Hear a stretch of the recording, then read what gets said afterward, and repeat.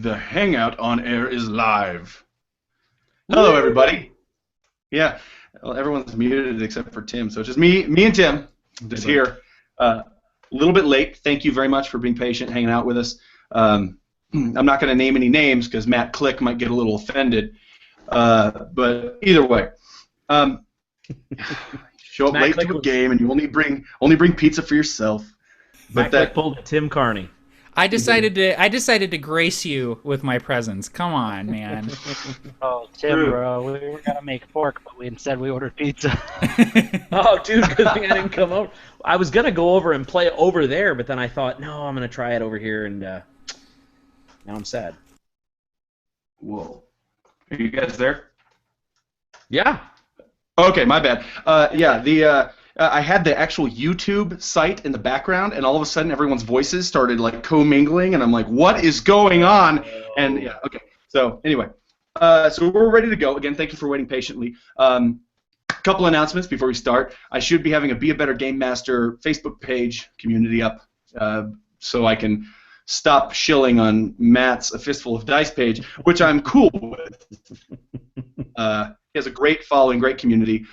So if you're here because you're a fan of A Fistful of Dice, welcome. Thank you very much for coming. And if you are here because you are subscribed to me, then I'm ready to move this relationship to the next level. Thank you. Happy Valentine's Day, everybody. Okay, a couple of announcements. That was the first announcement. The second announcement is that there was a request that we kind of stay a little bit longer afterwards to do some Q&A stuff. So I'm going to be pushing this about 30 or 45 minutes longer than usual. The last bit will be Q&A, kind of what's going on behind the curtain for me, what's going on behind the curtains for the players. I know you have tons of questions for all these great people in front of me, all these great players, characters. They're just excellent role players. So, without further, yeah, you'll be paid in Barker stat points. Yeah. Yeah. So we're gonna kick it over to it sucks when I tell a joke and I hear nothing because everybody's muted. It makes me feel like it was bad. At least unmute yourself so I can hear you chewing your pizza. If you see my teeth, I'm laughing. Ha ha ha ha ha ha! I'm muted. Boom. Oh, I love that, man. Okay, so I'm gonna kick it over to Tim Carney. Tim Carney, James Carney, and Cassandra Richards are all from Tabletop Terrors. Matt Click is from A Fistful of Dice. And we're going to do some quick intros, introduce yourself, your channel, talk about your character for a couple seconds. And Tim, you're up. All right, so I'm half of Tabletop Terrors. You haven't seen much content from us for a while because we're planning a super big relaunch, but check out the channel because there is a cool Provokers trailer up. And hopefully soon we'll see a Sir Salin trailer. Hint, hint. Really? Yeah. That trailer is boss, Tim. Thanks, that man. is like, I pooped everywhere when I saw it. Awesome. I did too. There's just poop everywhere. That's what happened, Matt. Your cat saw the trailer. That's what happened, exactly.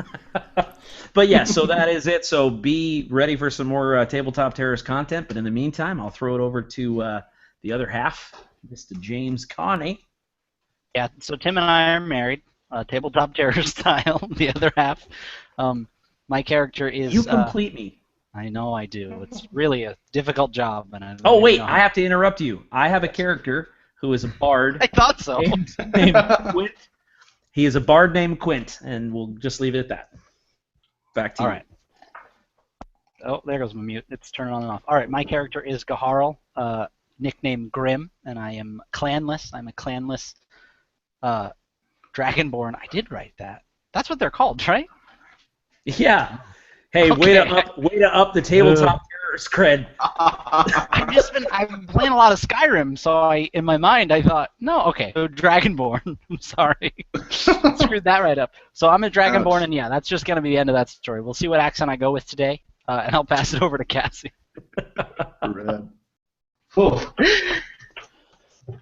Hi, I'm Cassie. My character is Nymeria. She is a druid tiefling, and while we've been discussing it. I would love to be a part of Tabletop Terrors once I actually get art out, so I could be their lovely artist, hopefully.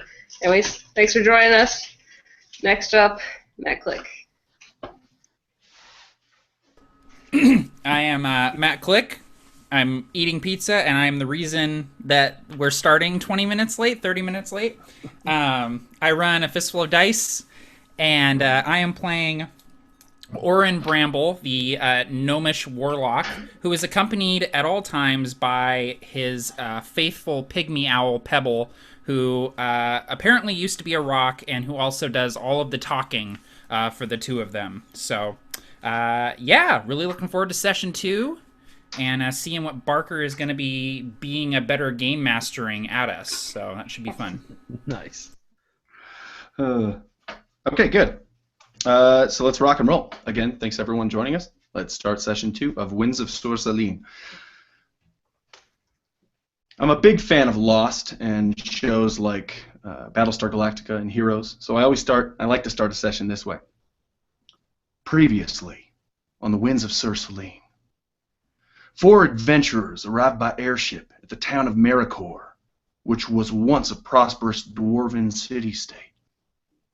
Snookins, get back from the door.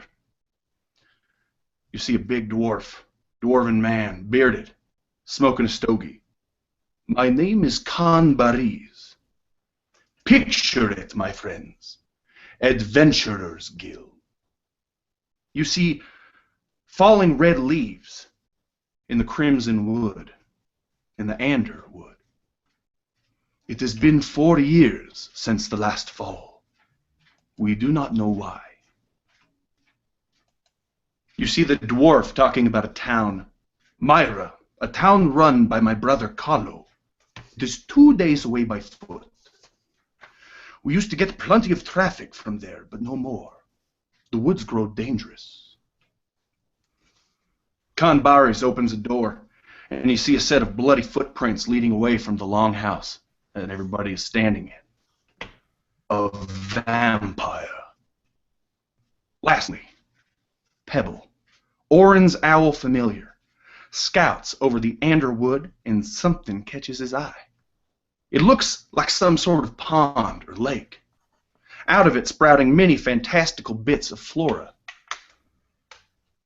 But Orin knows it's no pond. He sprints out of the longhouse, toward the crimson forest, toward the adventure that awaits. Is that dramatic enough? That was amazing. That was Yeah. that was fabulous. Yeah. All right, so we're going to start this story with Nymeria, Tiefling Druid. Nymeria, Yes. you see, Well, you see fire, flames rising all around you, touching each and every one of your 5 senses. Unknowingly, you go through these senses one at a time. First is sight. Orange flames glowing around you, lighting up the room. Aside you are knocked over chairs and a stool, a spilled glass of something being eaten away by the fire. The ceiling hangs incredibly low. Remember, it's not a ceiling at all. It's the bottom of the table that you and your family sat at and ate at for years and years. 7 in particular, because that's how old you are now. You remember the quote, the famous quote by the tiefling, Tau Fax Shadow Flame. When those who lack sight love you, and those who have sight hate you, that is the meaning of the word alone. You hear some sort of commotion around you, but the smell is what gets you first. The pleasant smell of burning pine that you've always enjoyed by the campfire now seems hauntingly close and dangerous. You taste the smoke on your tongue inside your lungs, choking on it, trying your best to keep a hand cupped over your mouth, avoiding the fumes. The sense of touch is just the heat and the sweat underneath your fingertips as they clench against your hands. And then you hear it. Run! Says your mother. You look in front of you and you see two ways to go that are not blocked by flame. On the left, you see the garden through some distant, almost too distant windows. To the right, you see your front door. By the way, the back door is over by the garden. To the right, you see your front door, and braced up against it, your father, holding the door closed with all of his might, as some screaming, pillaging people are banging on it from outside. You can vaguely hear their slurs and their screams as they're trying to get in.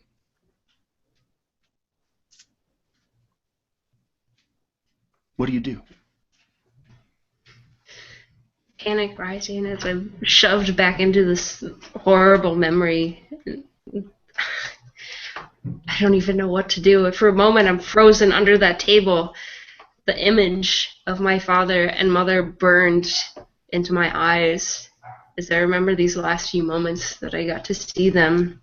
Unknowing of their crimes, I flee to the garden window, reaching for anything, trying to break the glass, some of it shattering over my fingers, over my hands as I flee, trying desperately to make it to the garden, anywhere to get away from those screaming cries behind me that are trying to get into my house. Excellent. And they're starting to come in through the back door, and you kind of find your way around them. You're dexterous, young, small. You shatter the window using a scimitar that's close by. Your father always used it to cut down some vegetation around the house. You smash the window and you climb through it, and you bloody your hands, but you don't even feel the piercing of the glass. You don't even see the blood just dripping down your arms. Too much adrenaline. You take off. The closest way you can is into the forest. You start sprinting through the forest, and trees are just flying by you. Flying by, and all of a sudden you see those trees begin to kind of fade to the color white instead of the color brown of pine. One by one, you see these trees kind of turn to white, and you come back to reality. And you are back in Salin, sprinting through the forest, your scimitar unknowingly grasped in your hand, just sprinting ahead of you. Orin Bramble, you are breathing incredibly hard.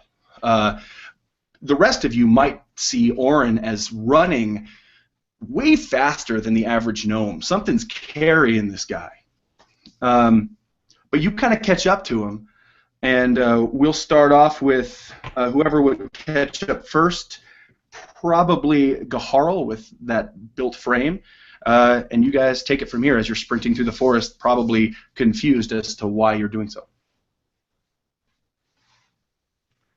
All right, so yes, we are sprinting.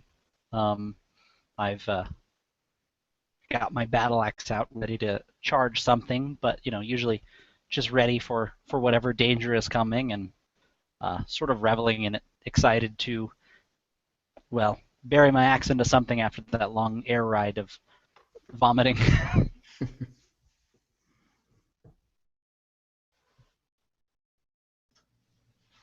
What about you, Quint? So Quint would certainly be flush. He would be caught up in the action, not knowing exactly why, but following those around him, those who he has learned to at least begin to trust. And so I would probably hone in, and I would see Grim, and I would think to myself, Right then, I'll follow the big fellow, and I would just take as many strides as I could as his serpentine clawed feet trudge through the snow and press deep. I'm just trying to scurry behind him and hopefully find some sort of protection as he does so. Excellent. Orin can presumably see in front of him as he's sprinting, as well as see through the eyes of his familiar. I presume this is like a heads-up display kind of thing. Yeah, I kind of picture it like a picture in picture. Like I'm watching one sporting event, but I got the other one down in the bottom. Dude's got that Checking familiar. your fantasy football, you know. Yeah, exactly. Awesome. So you're running through these woods, and the woods are becoming thicker and thicker, and Pebble has been kind of circling over this pond, and it's he realizes it's begun to kind of close, like a volcano melting back into the earth, closing like a like exactly what it is, a closing portal, slowly. Seeing this, I push myself even further, just all out sprinting forward through the snow, and my feet are getting cold and numb because I'm wearing little more than sandals on my feet, and my satchel is bouncing on my back as I'm just taking off through these woods, and I'm kicking through the brush. I'm ducking under branches, and even with my short legs, I'm giving these guys a bit of a run here, and as I almost start to panic as I see this portal close through Pebble's eyes, and I mentally tell Pebble to keep circling. You need to keep the portal open. I tell him with my mind. Okay. Do me a favor. I want to Yeah. see if you get there in time before it gets too small for you. Okay. Now, I would say that would go through an athletics check. Yeah.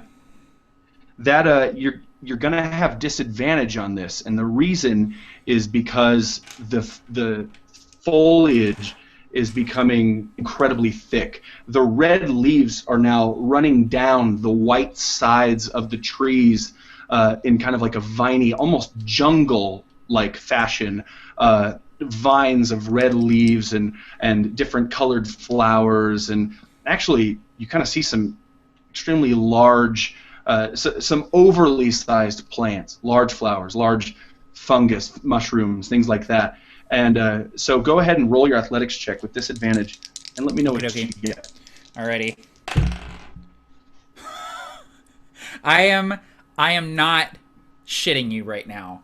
That is two So- 19s. Two 19s Yeah. on All right. disadvantage. So All right. I have 0 athletics, so my total is 19. I can't believe that just happened. That is meant to be. Dude, it was absolutely meant to be. Too bad you needed a 20. So No! I'm kidding. Dang it! I'm kidding. Actually, okay. So we've established that you are going to reach there. I want everybody else to do the same thing. Athletics with disadvantage. Oh, yeesh. Okay. I'm gonna be fudging the rest of my roll, or not fudging, but I'm gonna be just completely boffing the rest of my rolls here. So that was all my dice mojo into that one roll. Yeah. Now, do you want us to put them in the side there for you? Yeah, actually, that's perfect. If you want to, if you're going to put them in the chat box for you, those of you at home, we have a nice little chat box here. You can put like athletics and then your number. If you already put your number in, that's fine. But in the future, it helps me and my ADD mind to know what I asked you to roll 4 seconds ago. Fair enough. So, excellent. That's okay. Nymeria, you are running right beside Orin, almost like you're predicting his moves. Describe to me how Nymeria is jumping through these thickets or moving through this dense, jungly forest so quickly.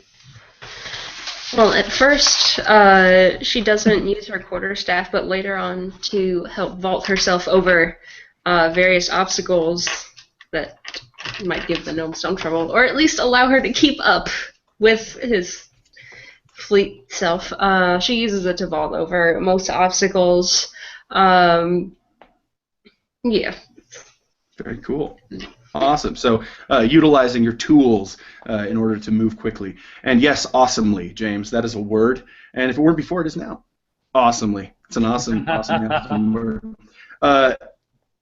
Gaharl and Quint, you find yourselves falling behind. Is there any banter, anything you want to say to each other? Describe to me what it's like to have to deal with this forest. So I look over at him as we're running and breathing heavy and, bits of fire coming from my nose, axe out. It's just too damn heavy. And I'm running and I tell him, "You better keep up, come on." And he's looking at me like he just knows, like, what are you talking about? I'm faster than you are. And I'm just, I don't believe it. I'm giving him a hard time. And I would probably have a foolish smile on my face, just kind of living in the moment. But as I run, I imagine that I would absolutely trip. So as I'd be running, I'm just, and I would probably face first into the snow, that wet, where when you pull your face out of the snow, it's just red, and there's chunks of ice on it. And so I'm just like, oh, right then. So yes, I have tripped in the snow. I'm face down in it. Fantastic. Do you want to help him up, Gaharl, or are you leaving that bro to stay?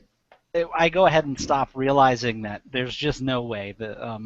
Oren and Nymeria are just so far ahead that it's almost as though, we're going to make it there, but we're not going to make it there in time. So, yeah, I stop and help him up, and I don't imagine that we continue at the same pace. We sort of, try and keep up with him the best we can, but we realize it's just not going to happen. Very cool.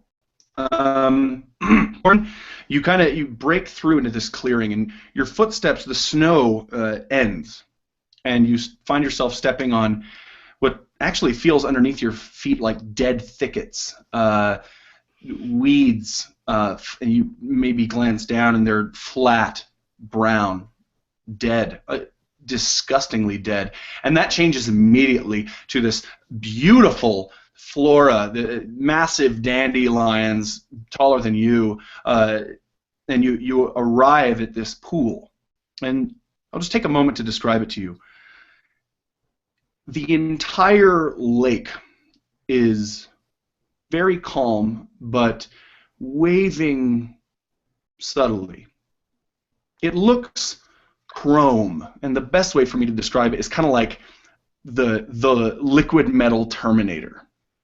Kind of like you can look in, but instead of seeing your reflection, you see almost like it's a window, and you see different patterns and skies and sunsets and a beautiful moon and a couple getting married and beautiful red flowers and yellow flowers and green flowers and massive blades of grass, rubies flying through the sky, and you see all of this at once. You can't even describe it, but it is closed to about the size of, I would say, a humanoid. It's still closing, and you realize the other two are back there. You, Pebbles up top side still circling, maybe coming down towards you, it's up to you, and Nymeria is standing next to you. So what do you do?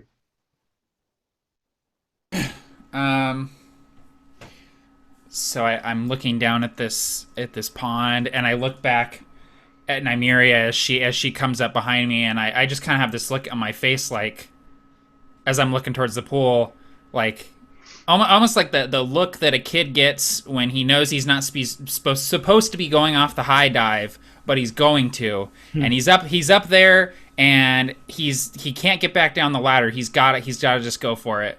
So I look up to the sky and see if Pebble is up there, and if he is, I sort of will him back down onto my shoulder.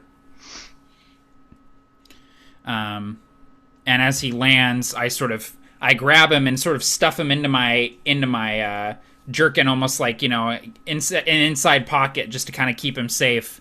And it looks like I'm preparing to jump into the pool. Cool. Do you jump into the pool?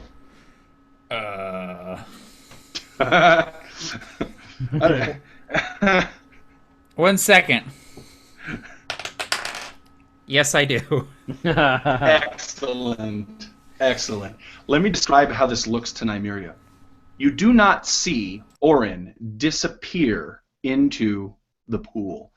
Instead, simultaneously, you see Orin, as he's jumping in, also he's jumping out.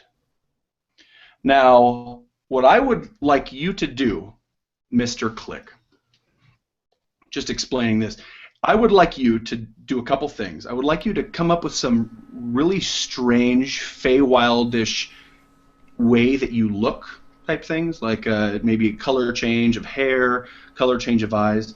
I also want you to roll on the wild magic table. Awesome. Okay. So... And here's the basic thought behind this is that you, as an Orin, you have spent close to 2.5 weeks inside the Feywild. Something happened to you in there, and I'm talking about right now. You went in there, you spent 2.5 weeks, and then something happened. It's completely up to you as to your story behind what you had to go through inside the Feywild.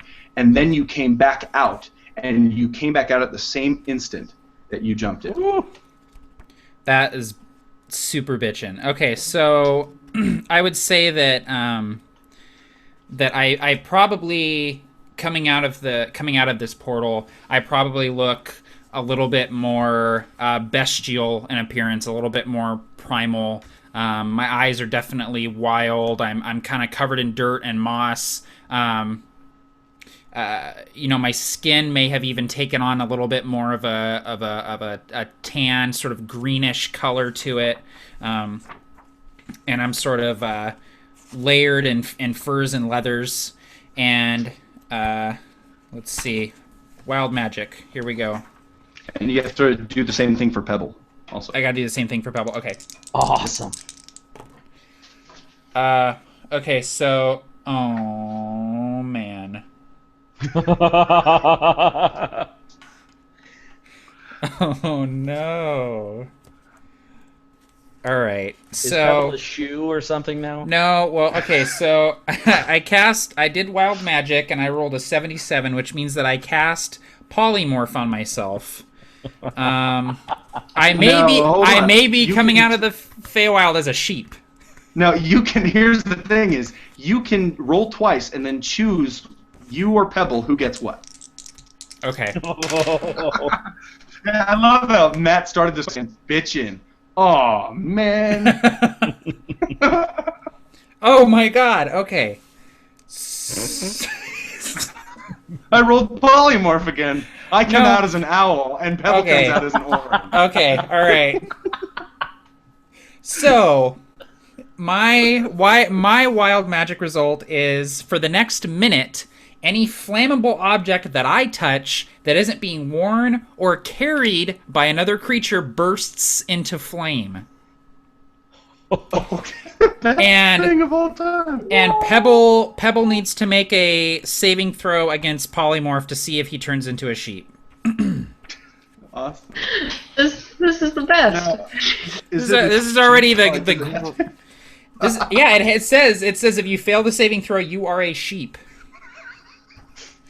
This thing does not mess around, man. I just want to take this moment to give a shout out to Nate from WASD20, whose comment before we started was he's settling in for the night because he hopes to have tears in his eyes laughing. And I hope that has started right now. Oh, good.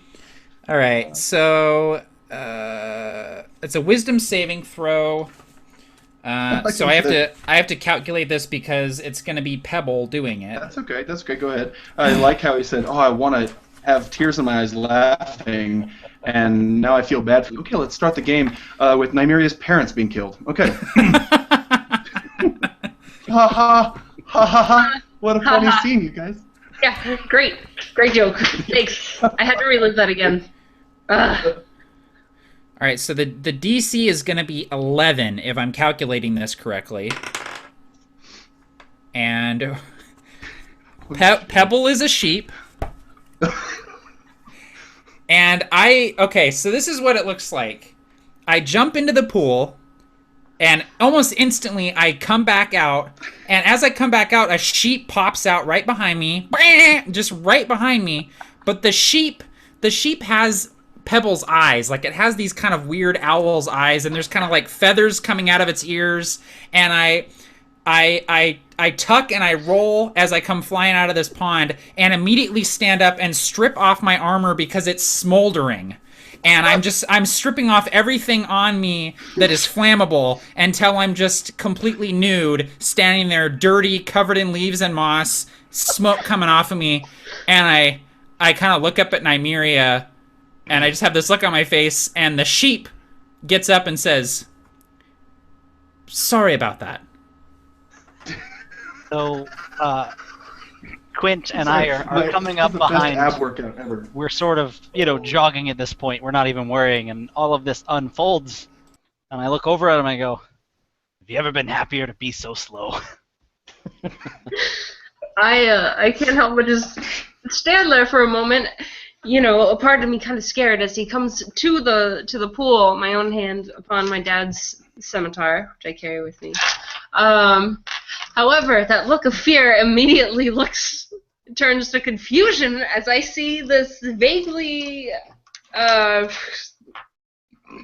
sheep. Yeah.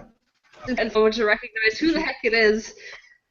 And I can't help but stare and start and give a nervous laugh like, what happened? I'm sorry.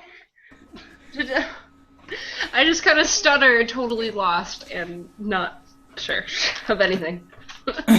I'm standing there and I'm picking twigs out of my hair as they're smoking, and I kind of look at the sheep and nod to the sheep, and the sheep says, "Well, it's me, Pebble. I'm not an owl. I'm a sheep now. I'm not sure for how long. How long have you been waiting for us?" Roughly 2 to 2.5 weeks. Yeah. Oh, sorry. Whoa. Whoa. Okay, that's not right. It's only been a second. You just jumped into the thing. Yeah, that tends to happen when you go into other planes of existence. We were in the Feywild, and we've been gone for... And the sheep kind of looks at Orin, and Orin goes... And the sheep says, "About 2.5 weeks." That's impossible. What is this thing? I've never heard of it. We've done it before. Last time we were there for years. At this How point, did you come out of that? Sorry. It was backwards before, though. Last time we went in, we were there for years, and when we came out, centuries had passed. So, good thing it was only a second this time. and at this point, whether anyone could hear him or not, Quint would probably direct this towards Grim, and he'd say, there's got to be a good pub joke somewhere about a sheep and a naked gnome, and if there isn't, I'm definitely going to make one up tonight.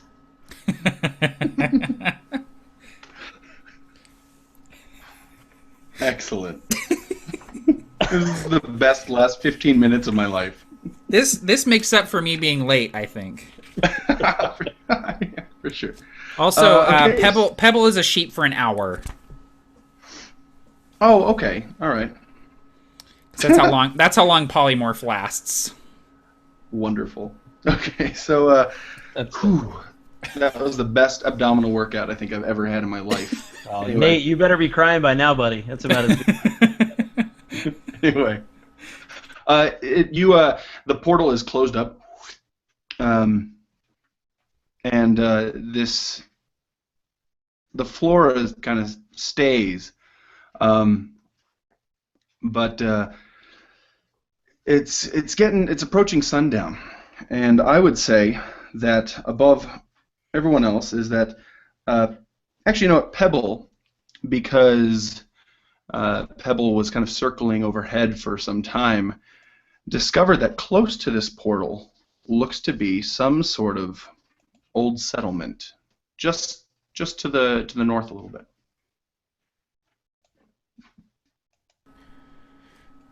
So the sheep kind of sniffs the air and looks back at everyone and says, "Well, there appears to be a settlement just north of here. Maybe we should head that way and get our bearings." Agreed. Yes, I think I could definitely use some dry socks. Yes. Let's go. Well, and we've been roaming around the wilds for 2.5 weeks, so we're a little tired. Oh, quite. Indeed. How long were you? Okay, so you began moving north. And by the way, for those who are watching, I don't know if we had technical difficulties a little earlier. Apparently, there was some robot-y voices going on. Sorry if that's the case. Let me know if it continues to happen, and I'll see if I can fix something. But for now, are you moving kind of northward toward this presumed settlement? Yeah, sounds good. Absolutely. Yep. Great. Yes. How long were you kind of standing there discussing this? I figure it didn't take long. Okay, so about 45 seconds or so. Sure. Basically, because if a guy pops out and says he's in the Feywild, I'm probably just gonna listen to him. Yep. Just like, you know what? You went through some stuff. Let's go ahead and do what you said. For sure. You begin moving north, and as soon as Orin steps on those old dead weeds, this circle of fire just erupts around everybody. Everybody go ahead and make dexterity saving throws. We'll say DC 15. Okay. I don't know if this plays into effect. I have the alert feat, which means that I can't be surprised, and no creatures that are hidden can get advantage on me. I'll say that you have advantage on the check then. Gotcha.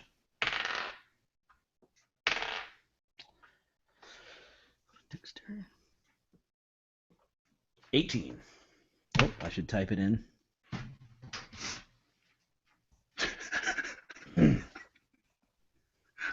Love that.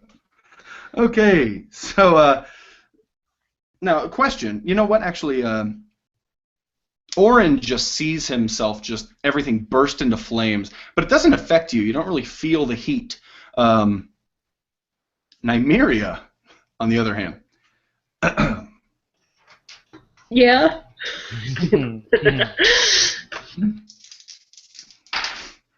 Oh, they actually lucked out there. Okay, so you're, it's like nothing. You're going to go ahead and take 5 fire damage.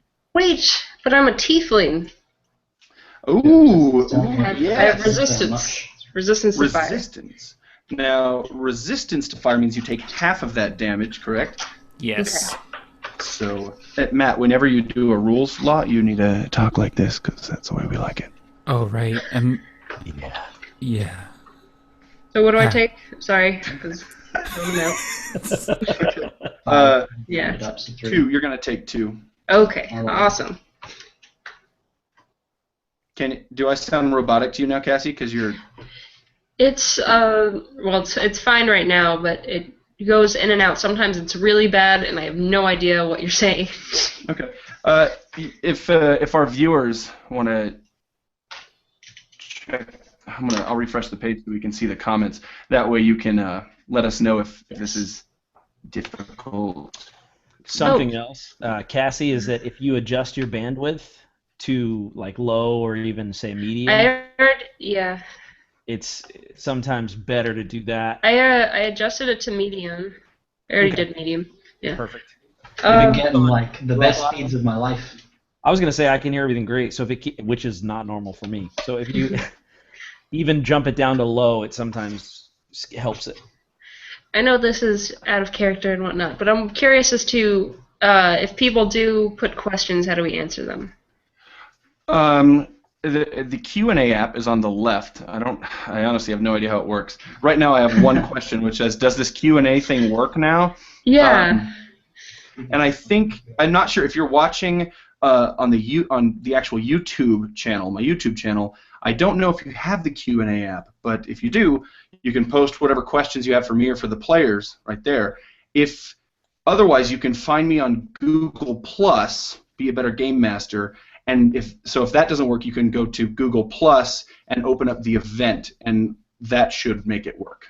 So either way, if it doesn't work for you, just post your questions in the comment section. We'll get to them later. It seems that we're good regarding technical difficulties for the viewers because no one said anything. But a couple people have made some remarks about the wonderful, beautiful high definition that we're seeing Tim Carney in. Hey, all right. Yes. Okay.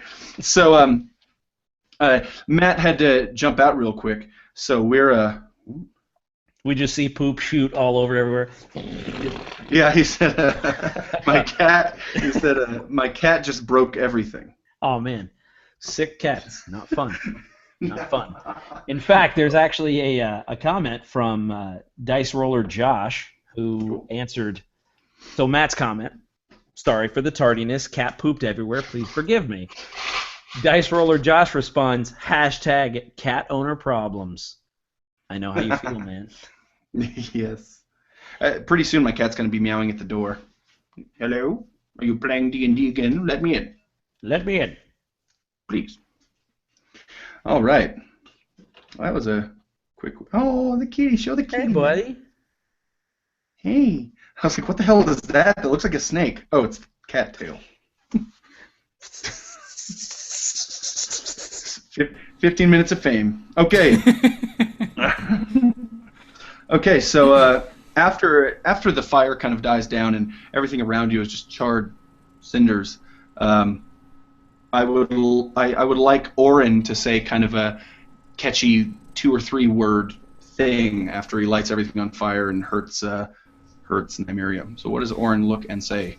Well, Oren's just standing there as that Vince. What the hell? Dude. Come on, man. Oren purrs. Maybe he's been in the Feywild for a while. What happens in the No, he's standing there as the fire dies down, and he just kind of has this like cringy face, like ooh, and the sheep that was once Pebble says, "Sorry."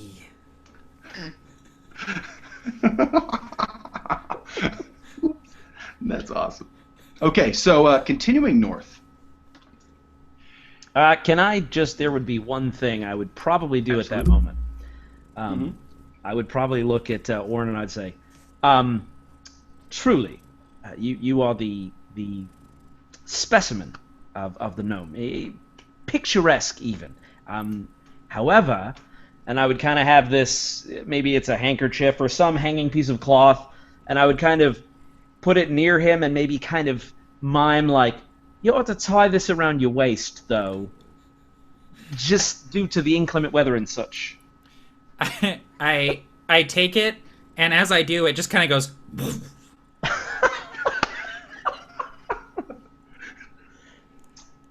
Right, indeed. So, carry on.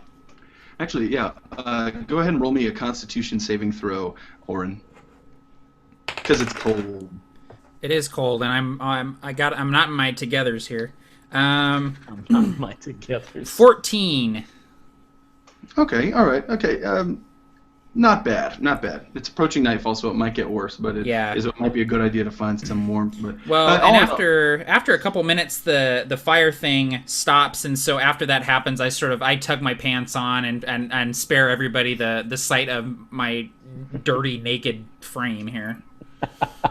and it's usually far more impressive when it's cold outside.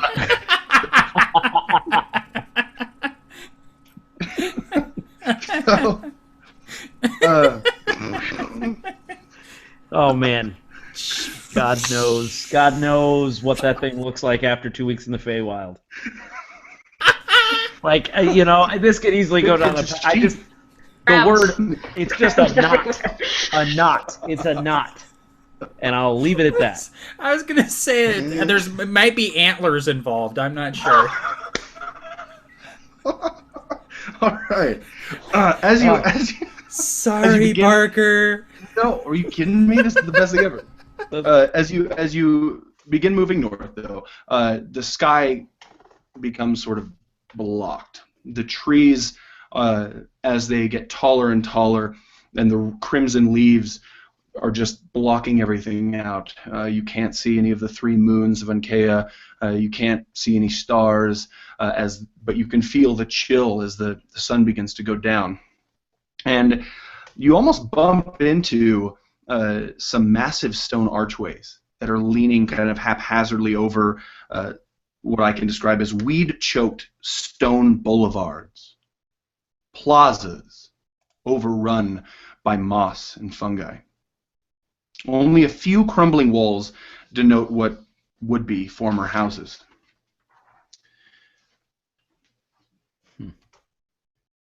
Everybody go ahead and roll perception checks.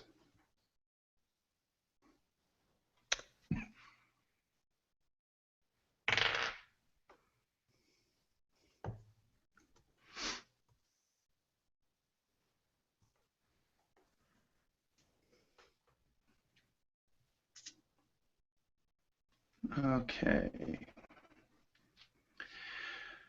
It's in fact Gaharl, the Dragonborn, and Quintrek, the human, that find their way. All of you are kind of together, but they spot in the middle of what looks to be a central plaza a large number of small to medium-sized animal bones surrounding what looks like an old well.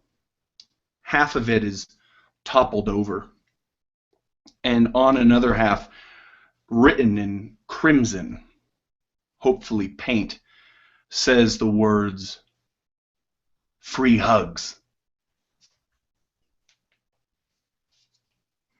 The night is getting dark and everybody's kind of getting tired. So I can't help myself seeing this. I turn to Quint and I say, "Now listen, this common ain't my first language, but I'm pretty sure that says free hugs."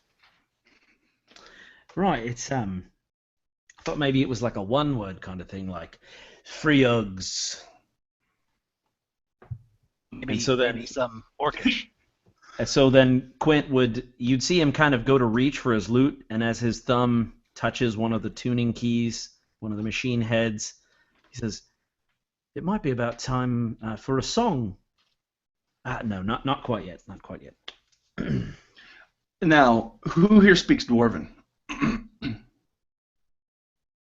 Not me. No, I read Dwarven, but I would say probably I would know slang. Maybe slang. Okay. Well, then you might know this, but if you read Dwarven, Gaharl, it actually is Friugs, which is a Dwarven term. Tell me, what does it mean? What does it mean? Keep out? You know, what does it say? it's actually the name of an old Dwarven warlord that went mad, and him and all of his people, he convinced them basically that dwarves were better, and they for some reason decided that they would leave their under the mountain to just murder everyone they could at the expense of themselves. So forced marches and things like that. Basically, he just convinced most to all of the dwarves of this clan to absolutely destroy the countryside and die in the process. So it was less of a war and more of a let's see how much we could do before it happens, before we are all dead and they somebody finally takes over. And the reason it's there is due to the fact that they would slaughter everything, but specifically they would kill all the animals and they would arrange the bones in such a way. So it almost seems like a sort of a callback to that, as it's almost taken, the name is almost synonymous now with danger and just terrible things, and it's like it's just the sort of name you don't name anyone anymore. That is the coolest thing of all time. Very cool. The legends say that the dwarves went mad underneath the earth and actually changed, evolved negatively. Their skin grew dark charcoal colored. they became less hair was growing from their heads. They were very dark, evil creatures, and yeah, very cool. You know all that because of that awesome description. Please gain a point of inspiration. Yes, sir. Thank you. And I was wondering if I could roll No. possibly some kind of lore or something to see if Quint would know, like if it would just kind of dawn on him, if he would know any songs or poems or quotes or, little known facts about Freeugs. I'm not sure what I would roll for that, if it would just be like a knowledge straight. Yeah, for sure. Well, I would say pick any intelligence-based skill and go ahead and roll a d20, and tell me which skill you roll. And I think I'm gonna go just straight straight intelligence, just to see if I straight performance. You're such a cheater, man. I would like to sing to the sign. I'd actually like to roll intimidate to see if I know anything about that. Come on, man! You know what it is. Sleight of hand. Can I roll a he has any dex? info that he can just pull out? Some kind of dex, like dexterous of mind. Can we pull something like that?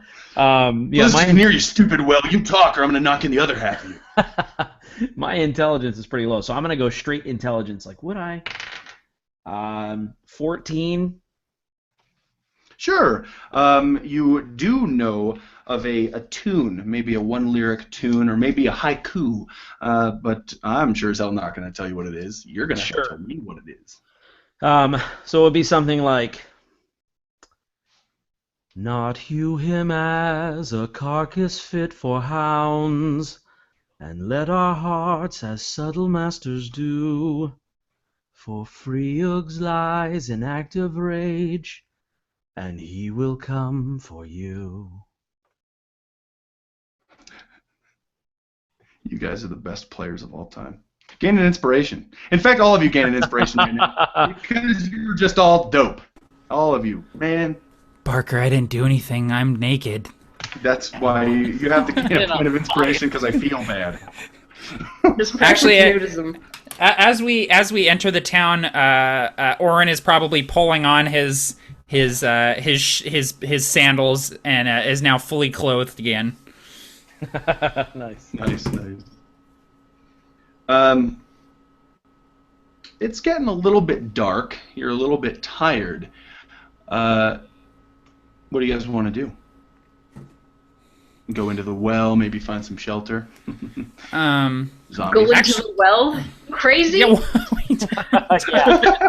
there's something we should know? Leading the witness, Your Honor. I was gonna say, does a railroad go through the well, or? Yeah. No, not at all. Not at all. If you go into the well, you're probably gonna die. Well, no, or maybe not. As we're standing there, Orin's kind of looking around, and he kind of concentrates for a second, and he kind of closes his eyes as Quintrek is singing, and he kind of just is in the background with his eyes closed, and when his eyes open back up, they look like Pebble's eyes. They look like owl eyes, and they sort of dilate and open really wide, and he's looking all over the place, casting Detect Magic. Yes. Ooh, very cool. Do it. So I think Detect Magic is about a 60-foot range, and he's just kind of sweeping his gaze over the immediate area, just seeing if he can pick up any tinglings of magical auras around him. Nice. Very cool.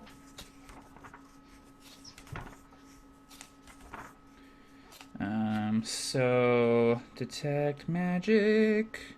Oh, it's 30 feet. It's blocked by 1 foot of stone, so unless there's anything really nearby us, I'm probably not picking up anything, but what say you, humble DM? Let's say that well's half a foot thick. Cool. You do detect something. Oh. Just actually about 20 feet away from you. Something that you just has a faint glimmer of magical power. Something just slight.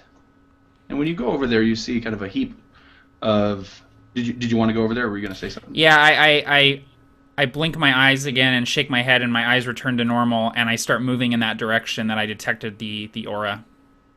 Cool. Your eyes return back to normal, but you still see it. You've always been kind of in tune with the magical forces of this world, so you see it like a wisping static clinging to life. There's very little of it, because there's very little life here. But you see just this glimmer of radiance.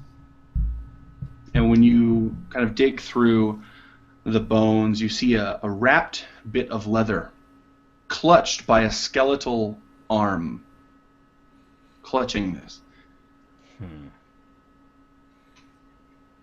I wanted to say that I follow Oren, curious about all of this wonderful magic that has been going on this wonderful day, and being quietly curious, I follow him, idly picking up one of the bones, curious as to what it is, but more curious about the little leather piece that the skeleton holds.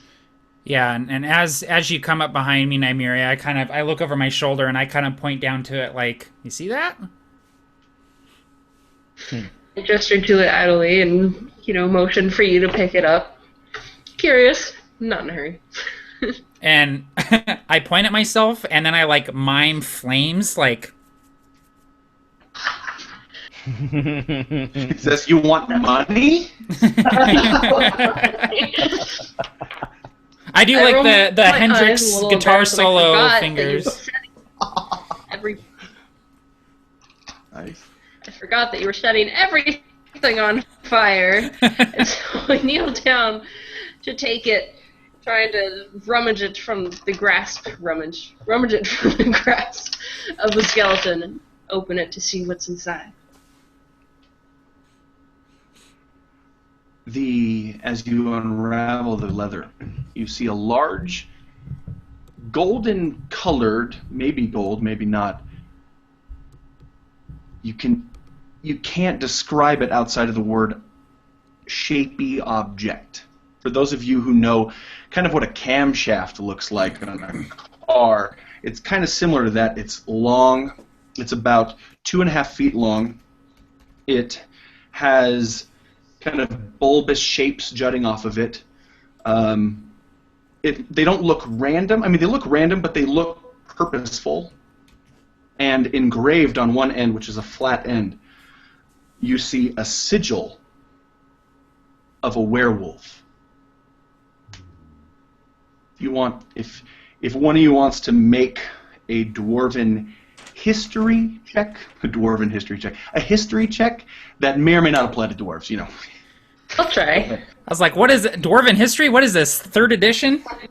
No, this is second year dwarven college, man. Yeah, okay. Dwarven 101. Yes. Dwarven rope history. Used dwarven rope. Used dwarven rope. So just straight history, I got a 10. Oh, sorry, we're supposed to be typing it. I suck. Okay, cool. Also, I put a picture of a camshaft in the chat if anyone wants to see what it looks like. That's so funny, because I even typed, I said, never have so many people Googled camshaft at once. Yeah. The people at Google are going, what is this? Everyone's Googling camshaft today. We got to get in on this camshaft phenomena. Camshaft, yeah. Okay, so I would say that Nymeria, you don't know too much about dwarves, but you recognize this sigil, this werewolf sigil from back at the Longhouse in Maricor. This is the sigil of one of the great dwarven khans. And I turned to everyone and explained that it does belong to one of the khans. Seems we stumbled across something important with it. Maybe. And all of you can kind of remember that were-bear chiseled door on the front of the longhouse. Yeah. Fun buddies. Yeah, it's a pretty big check I wrote for us guys. Sorry. I should have just said it was a thug. A quarter challenge thug, Barker. That's what's on the door. I love it. It's like, well, I get. Go ahead. I was just gonna say I forgot that Tim was the one who came up with that. What the hell, man? Yeah, right. At least he didn't say it's a beholder. Right, or like, it's a copper dragon. The mighty Tarask emblazons the door.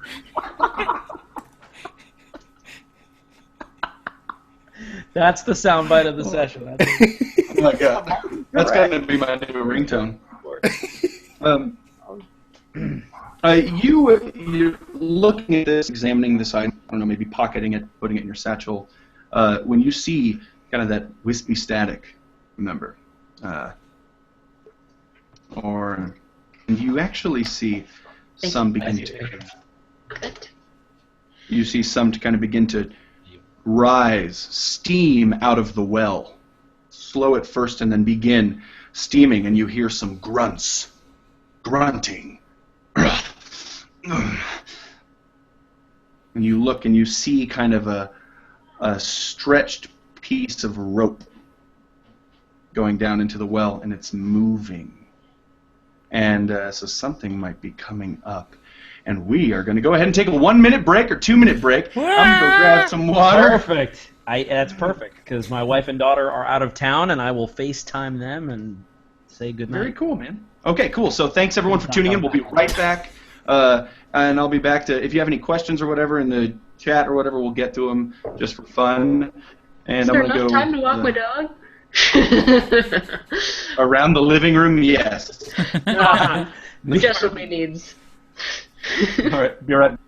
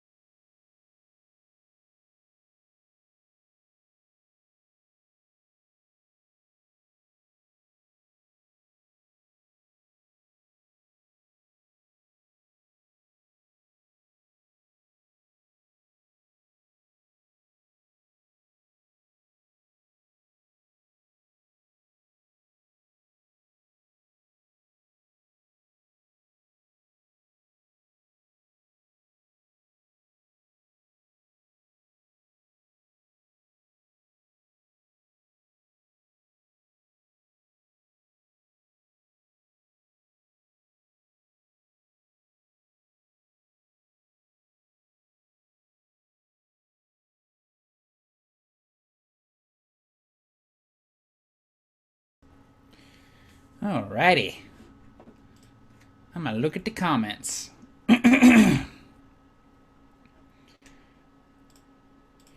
So this is going crazy.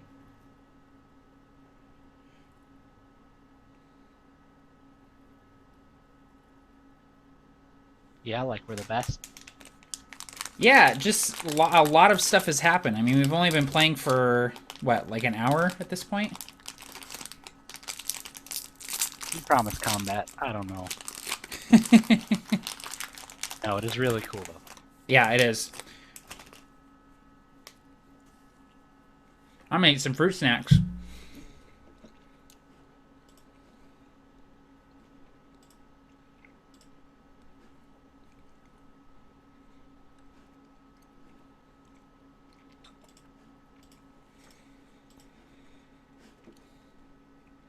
So is the Q&A app working? Oh, geez. Pop up, but I don't know if we're allowed to answer them. I think Barker maybe can.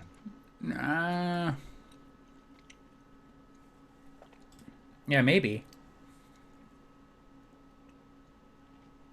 I can see them all, but Yeah, I can see them all I can't too. do anything. I looked it up and it said somewhere that there's a button at the bottom to answer questions, and I imagine it's for Barker. I don't know.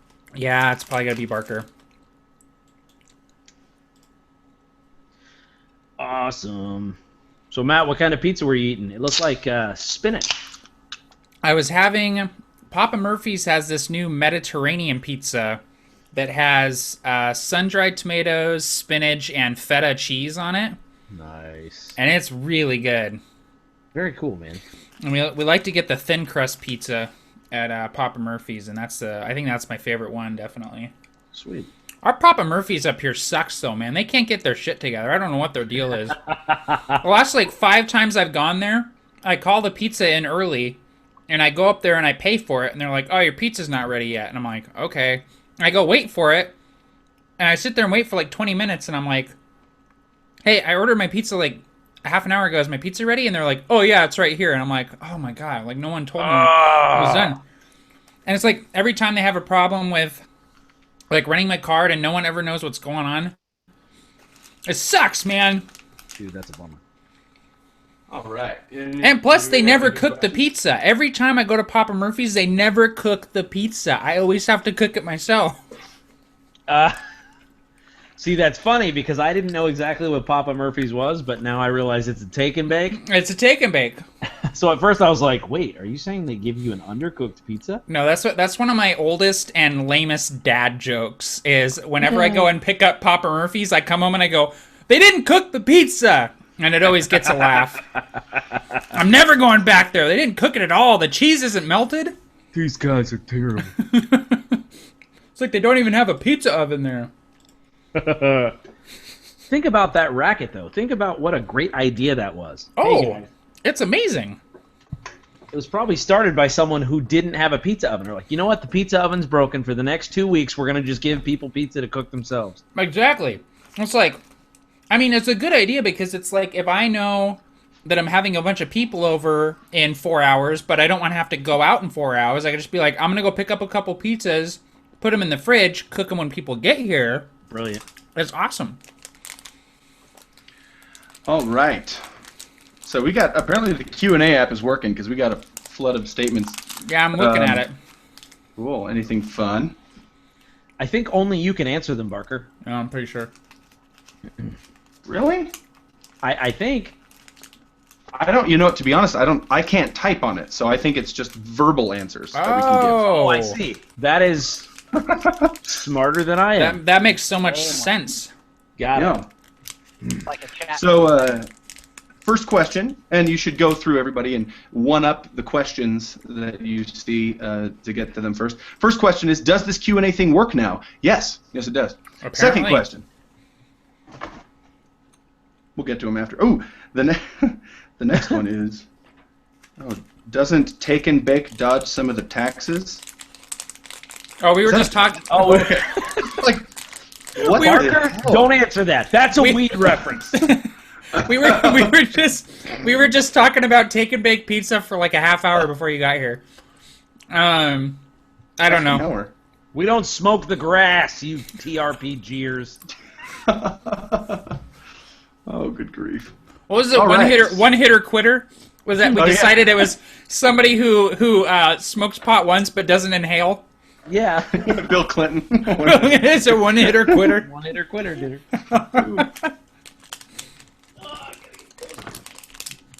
All right. Well, it looks like we have 19 viewers, but I find that the view that I have that says how many viewers is off from the one that we actually have. So, from the YouTube channel one is what I meant to say. Right, So right. they're different often, but either way, 19's cool. I hope people are sticking around. I hope you have fun. You're enjoying yourself. Yeah. So, you guys all chowed up, coffeeed up, ready to go. Oh yeah, I ate some fruit snacks, bro. I'm good to go. Snap! I had a Go-Gurt. It's like my third one of the day. I like how we're grown ass men and we just had Go-Gurt and fruit snacks. I had a fruit roll-up. Yeah. Well, I got a Lunchable sitting in the fridge waiting for me. I'm looking forward to that for dinner, man. Yeah, They're dude, amazing. This is a special occasion, so I took some of my Dunkaroos out of the garage that I've had since 2001. Oh shit! I forgot about Dunkaroos, man. I don't even remember the exact words. It's like, you have fun when you Dunkaroo.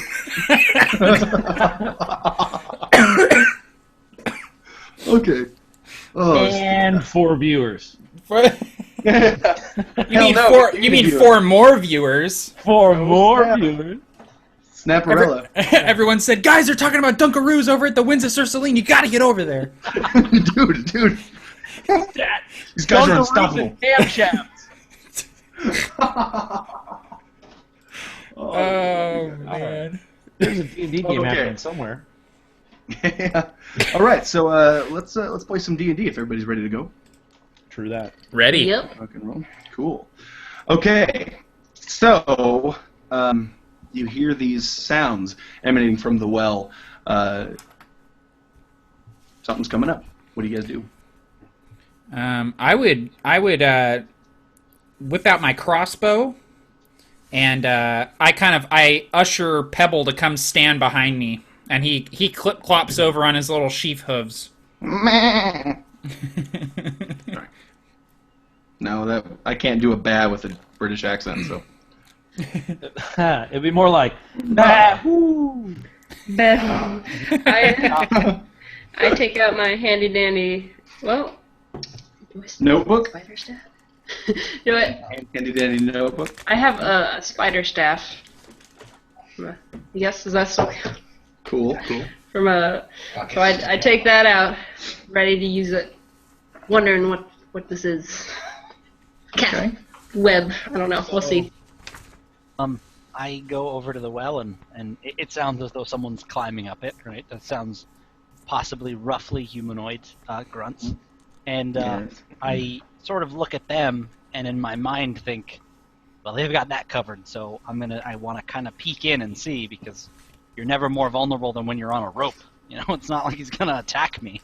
Yeah. Essentially. And I think Quint would probably, again, you'd see his hand raised towards his lute and just sort of thumb, like I said, the headstock almost. I do think it's about time for a song. Not quite yet. And so he kind of just puts his hand instead at his hip where there's a dagger, but he doesn't draw it yet. Okay. Hold on one second.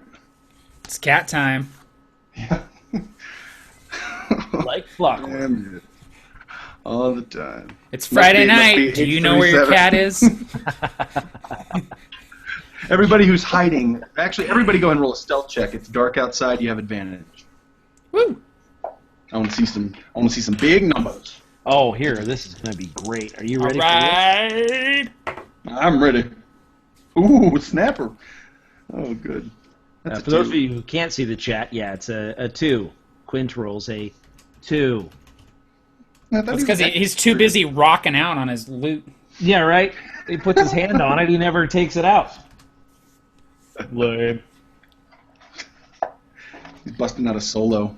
That's all right. I'm sorry. We're supposed to be hiding. I'm stealthy enough for everybody. Yes. Orin disappears. Actually, everybody does really well with this, I think, except for Tim. Okay, so we'll start with Gaharl, since you're kind of looking down into the well. You see some figures climbing up, and you hear some clangs, clang, clang of what look to be, they're swinging some sort of what looks like a pickaxe against the wall while they're climbing in order to continue climbing and assist the climb.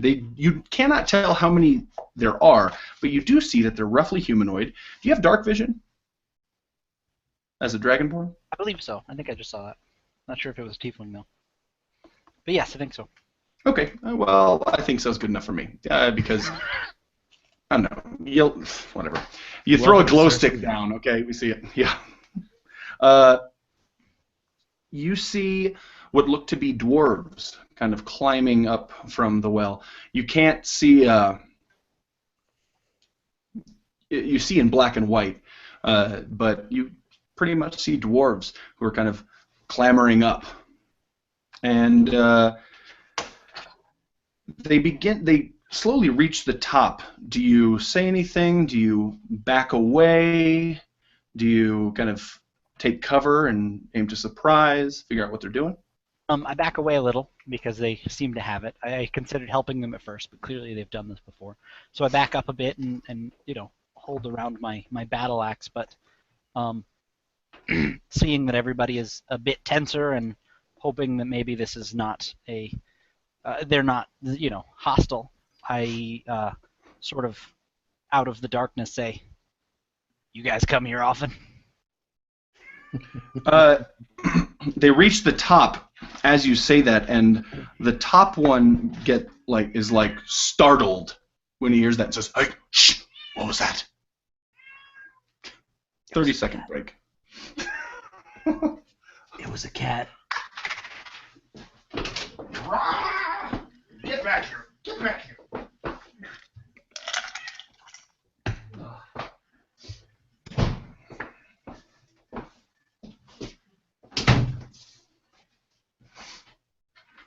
Sorry.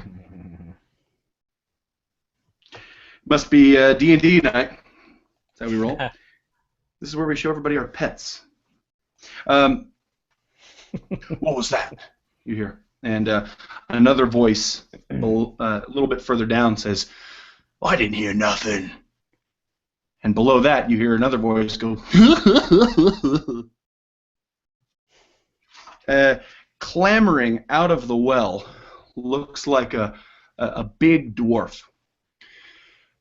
But this dwarf has grayish skin, dark eyes, what looks to be a stark white beard, no hair. "No, I swear I heard something." The other one climbs up and says, "You worry too much, boss."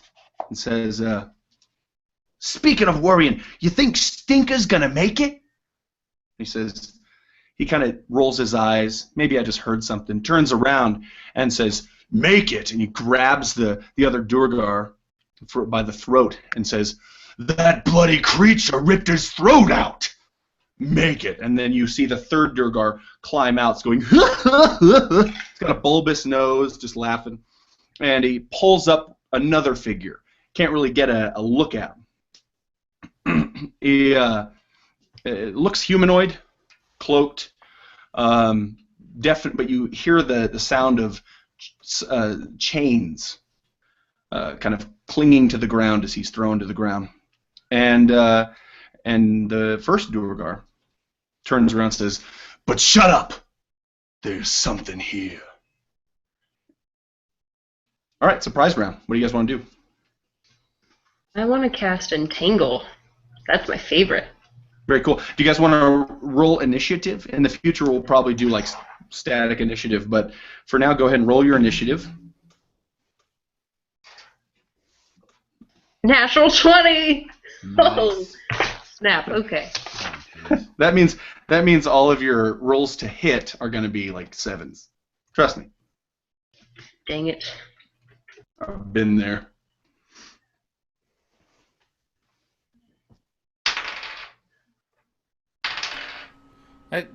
Tim's rolling poor enough where we can all roll high enough. So It's true, man. I have the alert feat, which gives me +5 to initiative. So that was actually you still got a 10?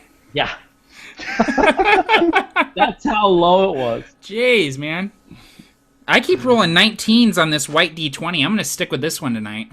Yeah, man. Do Wonderful. it big.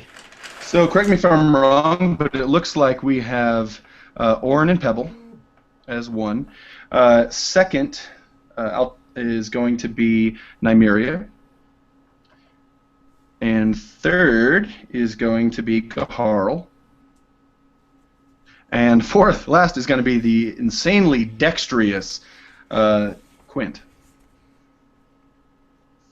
And I'll tell you when the Duergar come in. So, Orin, what do you do when you see these creatures? Well, am I able to move so that all three of them are within 10 feet of me? Is that easy for me to do? Yes, quick description of the area around you. There's the well in the middle, some bones, and there's some rubble around. Just theater of the mind stuff. If you want to plot behind some rubble, then I'll make a roll, and I'm sure you can do it. Okay, so I'm gonna kind of stand from my hiding place here, and I kind of stalk forward towards the Duergar, and as I do so, I'm holding my hands out, and Pebble, the sheep, is following behind me, trotting along, and Pebble is saying words. Pebble is saying these strange, spidery, flowing words, and if anyone speaks Sylvan, they would know that the language he's speaking is Sylvan, and he's sort of uttering this incantation, and as he does so, light kind of comes forth out of Orin's hands, and his eyes take on this very sort of bestial, almost cat-like appearance, and it almost looks like the light sort of forms around his head and becomes these huge antlers, like the antlers of a huge elk. And Orin is coming forward towards these Duergar, and I'm using my Fey Presence ability, cool. Which I can use once per day. So they have to make a Wisdom saving throw, or they're frightened. Excellent. And the DC for that is 13. Okay. All right. Okay. So the only one who makes the saving throw is the leader Duergar. Okay. So what does that do? And I like that you described the spell to me because I don't have all the spells memorized. So right. Continue with that. So it's basically I can take on the fearsome appearance of a Fey creature. So each creature that fails their saving throw is going to be frightened until the start or till the end of my next turn. So a full round, they're going to be frightened. And Keep frightened. Posted on that. Yeah, and frightened is I'm not sure what all frightened does. I think they can't willingly approach me, and they have disadvantage on attacks made against me. I'm pretty sure. I think so, and we'll go with that unless you find something different. Yeah, and I'm not necessarily trying to attack these guys, but I'm basically trying to gain the upper hand in whatever my companions choose to do, whether it's companion or a combat or a social situation. I'm basically telling these guys, we're here, don't mess with us. Like, we're scary looking. Right. And I think I'll have no problem backing that up with a tiefling and a dragonborn standing behind me. So. Yeah, no kidding. and you see the second Duergar, which I'm going to call Drip. His name is Drip, and he looks at you and he's just like, oh, Osmodius. And then the third one, whose name is Bubbles, is going to be like, a good strong Duergar name. Yes. Named for his grandfather, I can only assume. Yeah, for sure. The first one is named Darkstone, and I'll remind you of that. So, yes, they are. Those two are frightened. Next up, Nymeria. What you gonna do when they come for you? Well, upon seeing these horrendous little creatures, I can't help but feel a little bit of disgust. I've never seen them before, and while admittedly they aren't human, they don't have a good vibe around them. So I'm not very happy about it. I'm not eager, though, to start a fight. but I doubt that they will be willing to talk right away if we approach peacefully. So I decided to cast Entangle. Let's see. Very cool. Describe to me how that happens and describe the specifics of the stat side of things. So, Entangle is cast with a 19, and from the ground around them, roots and weeds quickly erupt from the ground, attempting to ensnare them with thorns viciously biting into their skin. The spell save is 14. Weeds and vines sprout from the ground in a 20-foot square, starting from a point within a 90-foot range. And I'm going to try to aim for at least the second one, so hopefully I can get all three. Let's see. A creature in the area, when he casts a spell, must succeed on a strength saving throw or be restrained by the entangling plants until the spell ends. Okay, Creature cool. restrained by the plants can use its action to make the strength check against your spell save DC, and on success it will free itself, and it only lasts for 1 minute. Okay, cool. So, what's the DC that they have to hit to not be entangled? 14. 14, excellent. And I'm actually going to say that Gaharl, you're a little close, man. So you're feeling these roots and vines just kind of sprouting up, these thickets just trying to grasp at you. So go ahead and roll. Is it a strength check now or dexterity check first? Strength. Strength. Let's do it.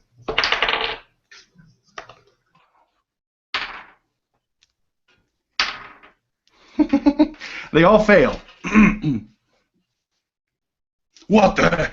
What the hell? Oh, holy frigs! So there, I believe it's called ensnared.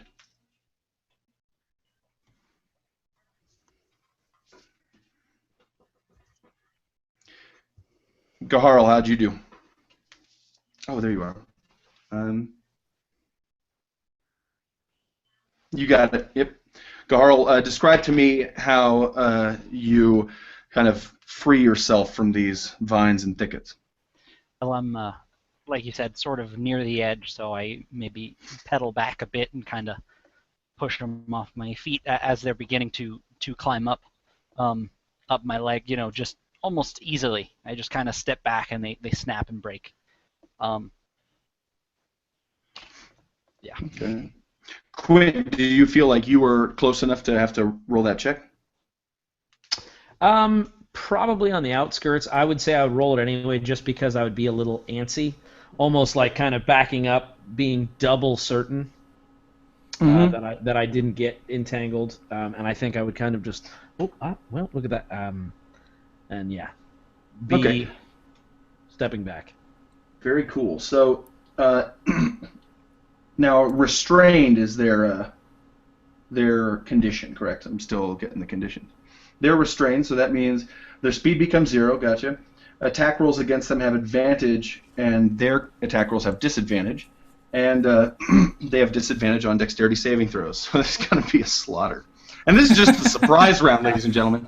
Okay, Gaharl, what are you going to do? So, especially upon realizing what they were after remembering the stories and the often told tales of Freeugs, already I'm sort of angry. I was interested in helping these people or whatever it was, and I realize now that they're not that kind. So you mentioned that there were 3, and then there was someone that sounded as though they were in chains, thrown aside? Yes, there's kind of a limply laying body to the side that's wrapped in these vines and thickets, just clothed, humanoid, and whose wrists are chained. Okay, so being a brass dragonborn, I actually have a fire breath weapon in a 30-foot line, 5 by 30-foot line. And what I'd like to do is basically, upon realizing what they are, whether or not they were good, is almost prejudiced against, anything dark-skinned, small, and crawling out of the ground. I sort of begin to back up, and the breath starts in my throat, and in the dark slowly begins to sort of well up and then I just let free. And if possible, I'd like to hit as many as I can. If maybe stepping aside to the right or left will put 2 of them in the line, that would be wonderful. Sure. I like that idea. Let's see which 2 get in the line. And yes, Drip and Bubbles, you get in the line. Drip kind of, yeah. Yep, Drip and Bubbles. Stepping, one way or the other to kind of line it up, but still very angry, I let loose a roar, just lighting everything. Just a very suddenly everybody can see for just a moment. And they both take 2d6 damage, and it is a DC 12 dexterity, and they only take half. So of course they now have disadvantage. So let's see what I get here. Okay. So 5 damage on the 2d6. Okay. So Dex. And what is your breath weapon, James? That's fire. Being a brass dragon, it's just good old regular fire coming straight out. It does that really cool swirl thing, like Tommy's bottle at the end of the Rugrats theme. Yeah. So it's just like. This is a 90s throwback session. Yeah. Really is. Would that burn the vines by any chance, at least for those 2, possibly freeing them? I mean, Not freeing them. well, It would burn them, yeah. but they kind of keep coming. I would Yeah. say that those 2 would probably have advantage on their strength checks to break free because of the fire, but I don't think it frees them at all right now. Okay. Okay.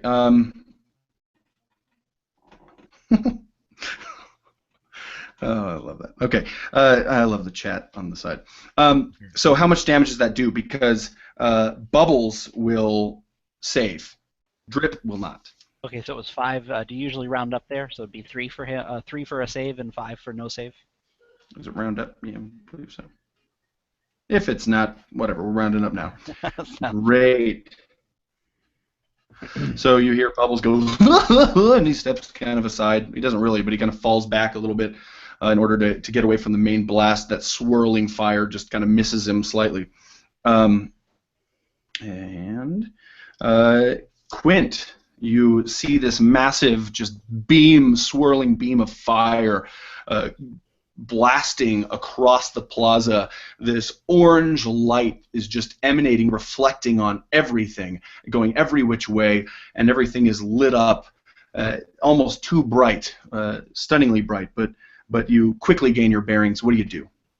Okay, and so can we see the figure that's underneath? You said there was a chained figure, but we can only hear that it's chained. We haven't seen under the blanket just yet, is that right? It's cloaked. It looks like it's wearing a cloak. You can't see it fully, but it looks like a humanoid that is passed out or dead, and whose Gaharl has seen that he's chained by the wrists. Okay. And he's been kind of cast aside by Bubbles, and he's he's not really ensnared, but a lot of these kind of vines and thickets are moving upward and kind of slowly covering him. Sure. I would probably, so Quint would start humming to himself, like, and you would see kind of a, almost as though the music itself started to create what would look like a thicker sort of heat haze that forms ethereal digits or fingers, and you can see that this would be Mage Hand. So I'm casting Mage Hand as I kind of hum, just, and you see it kind of wisp through the air, the fingers moving through kind of, to the rhythm. And I want to see if I can take the cloak off of the face of this creature and just see, who is this? What is this? Is it another dark dwarf? Is this a human? Is this the werewolf? So I'm just trying to kind of use the Mage Hand to see all that I can see. Great. You kind of lift the hood off this figure, and you see his face. It's a human, in Salin, no less. And he is. You see that he's breathing. You see that he's flushed, but he's definitely unconscious or asleep. Gotcha. Excellent. Okay, so now the normal round. Oren, what are you gonna do after you have made them terrified of you? So I through the round, I still have the light that sort of looks like antlers coming off of my head, and I'm gonna go ahead and I was gonna do one thing, but now I'm thinking about doing another thing. Okay. While you're considering it, they're just kind of staring at you. Two of these Duergar are staring at you, just kind of frozen in fright, while the leader, the third one, is just struggling to get out of this stuff. So I reach into one of the pockets in my jerkin, and I pull out this kind of bit of dried leaves, and I crush them in my hand, and they crackle really pleasantly, and I open my hand up and I blow, and as I do so, I cast Eldritch Blast, and along with the leaves, this just stream of energy just comes crackling out of my mouth, almost like I'm breathing it out, and I have to make a ranged spell attack, and I'm going to go ahead and whichever one of the three Duergar is closest to me, so I'm not sure if that's Darkstone or Drip or Bubbles, but whichever one is closest to me, I'm going to make a ranged spell attack against that one. It's Drip. Okay, Drip. He's looking at you with like a long face, just dug into his features. Coming at you, Drip. Bring it. Oh, crit miss. Nope. Oh. And the whole time I'm doing this, by the way, the sheep at my back is continuously chanting these strange Sylvan words, almost as if all of the verbal components of my spells are being handled by the sheep.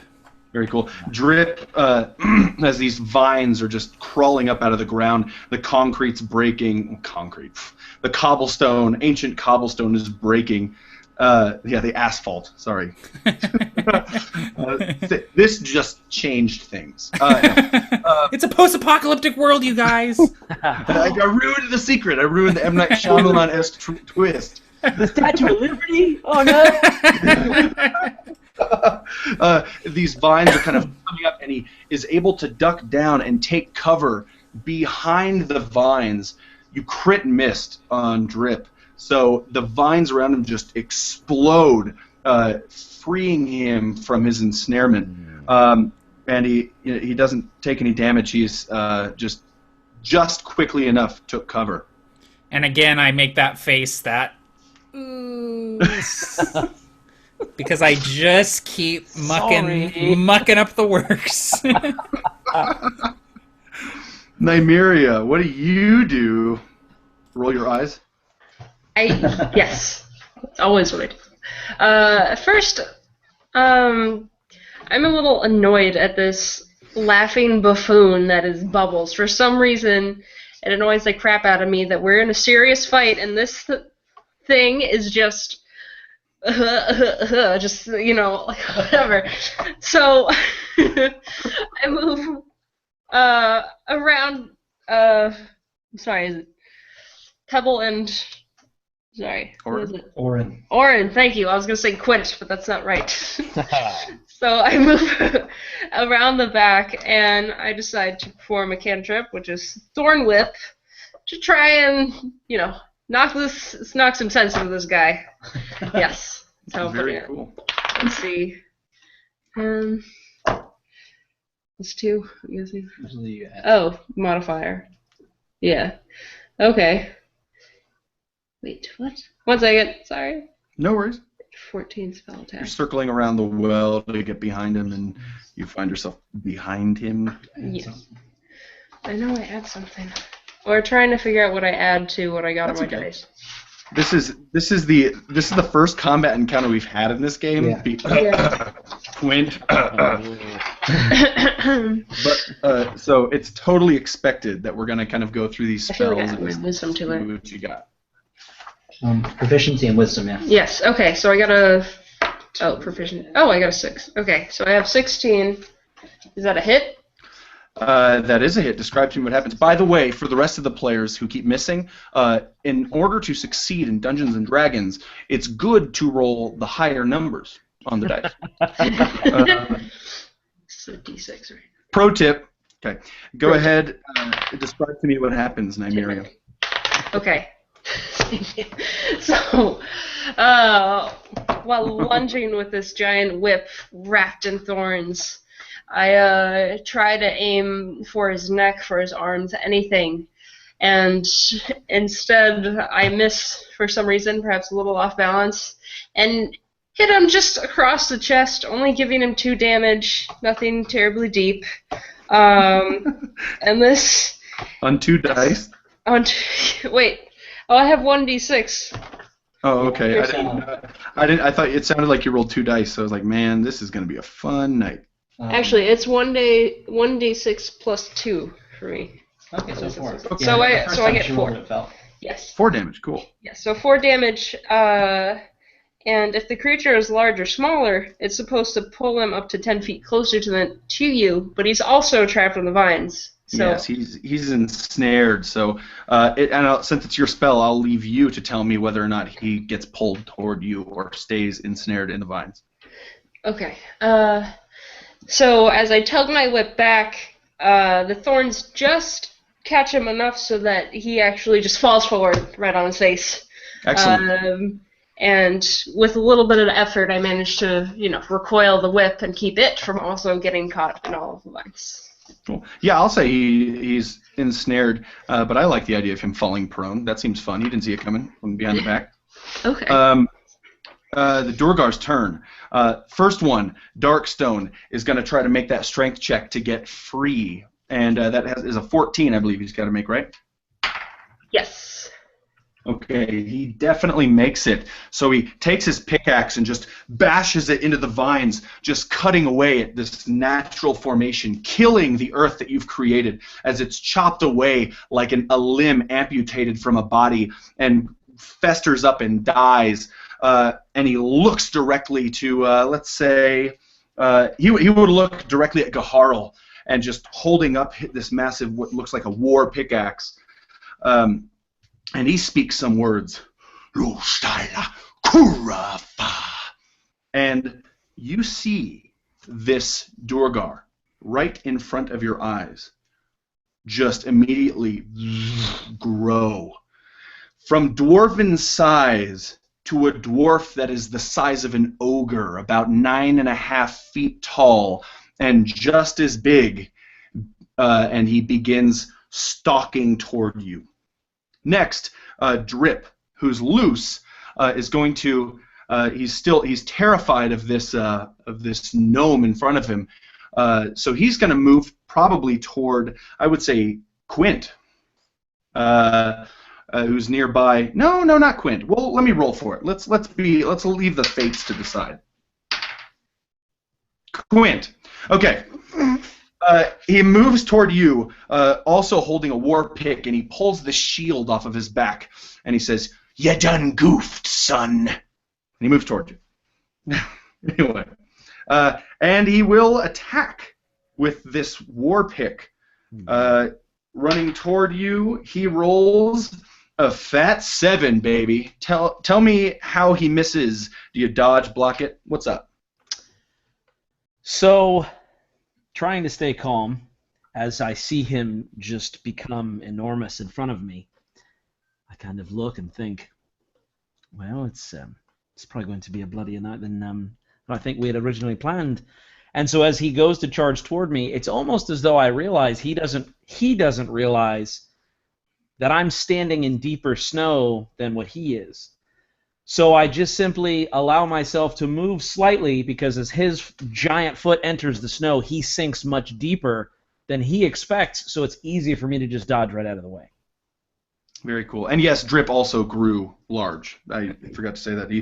Actually, you know what? No, he didn't. Drip is normal size, so he came at you with just his war pick. He attacked instead of bloop, bloop, bloop, bloop. That's what he did. Okay. Eating the Mario mushrooms. So awesome. So you just step aside, suave dodge. Bubbles is prone and ensnared, so he's going to, with disadvantage, try to get free. And while prone, first one, With disadvantage, he rolled a 12, so he doesn't. He just can't do it. The vines just keep covering him and pulling him into the ground. And you see the ground beneath him kind of crunch as he's pulled down. And I'm gonna say that he takes 4 damage because of that. This squeezing compression of the vines closing in around him. Gaharl, this massive Durgar, is stalking towards you. What do you do? Is it me? Is that who? No. Oh, Gaharl. Oh, Gaharl. Sorry, it cut out right when it said. Sorry. Oh, my bad. Gaharl is stalking towards you. Well, and then I started talking with it muted, so you get that sudden sense of dread that you realize you're supposed to be the one that's doing something. So I see him grow larger, and I'm standing there, and I was very, imposing looking just moments before. And I've just got my battle axe, and I sort of mutter under my breath, "Tritherian, take the wheel." And I go for it. I'm going right for basically the closest one, but I imagine that we're going for Darkstone, Largy big old dwarf. And I'm just going to try to bury this axe in him. Excellent. So it is a battle axe. We're going to see if I do it.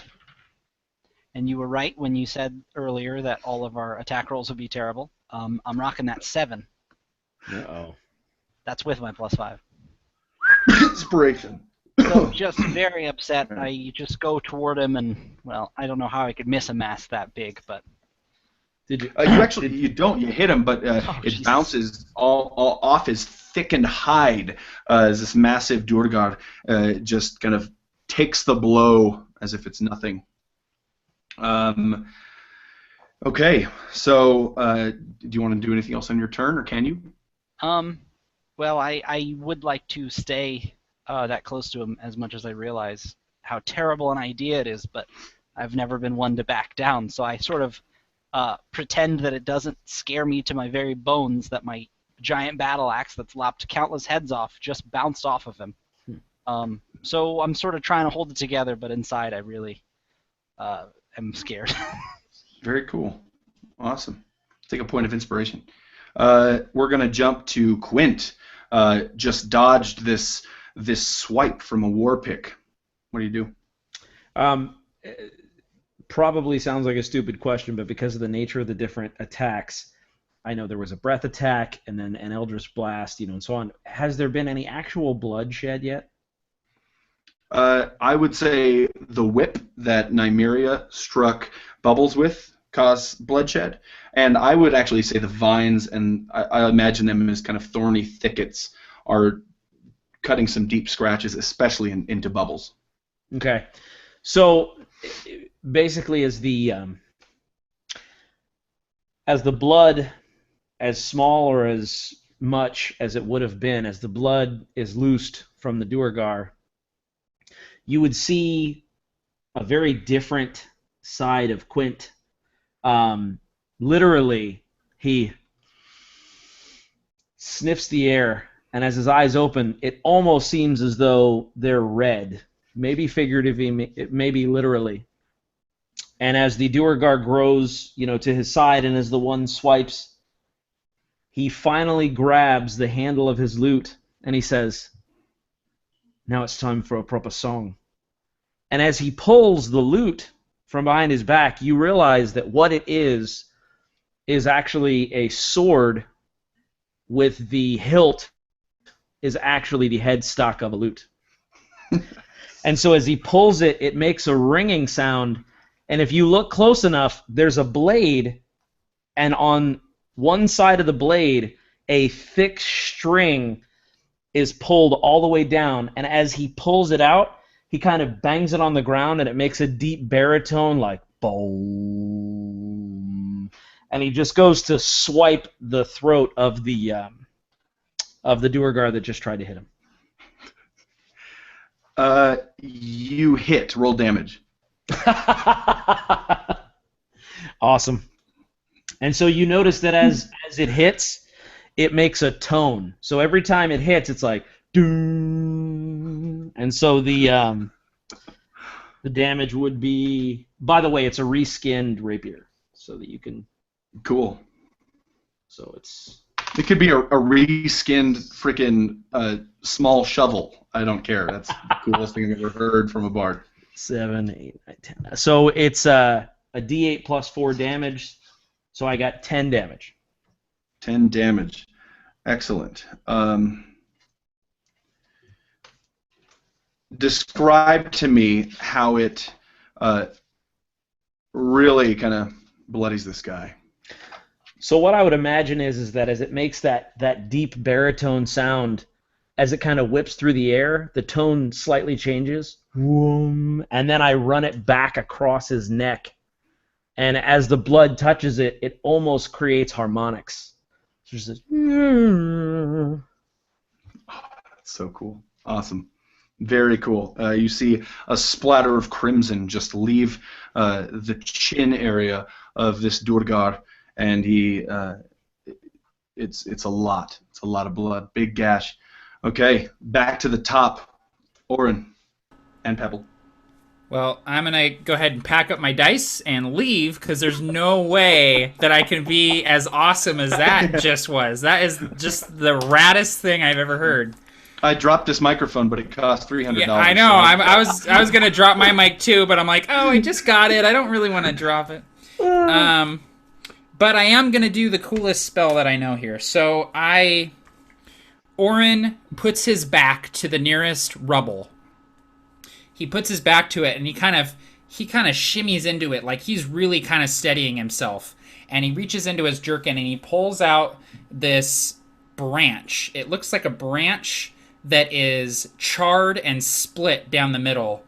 And he holds it out, and as he does so, the incantation that Pebble the sheep is chanting, it gets lower and more menacing, and it's almost like whatever light is around Orin dims, and the glowing antlers that he had have sort of dissipated at this point, and his eyes just go black, like he has no whites in his eyes anymore, and he holds this branch out as he channels the primal magics of his Archfey patron, and he casts Witch Bolt.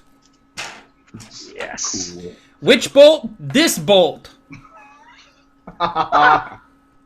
Well done. Yes. Oh man. So I'm aiming for the big guy, the enlarged Duergar. Very cool.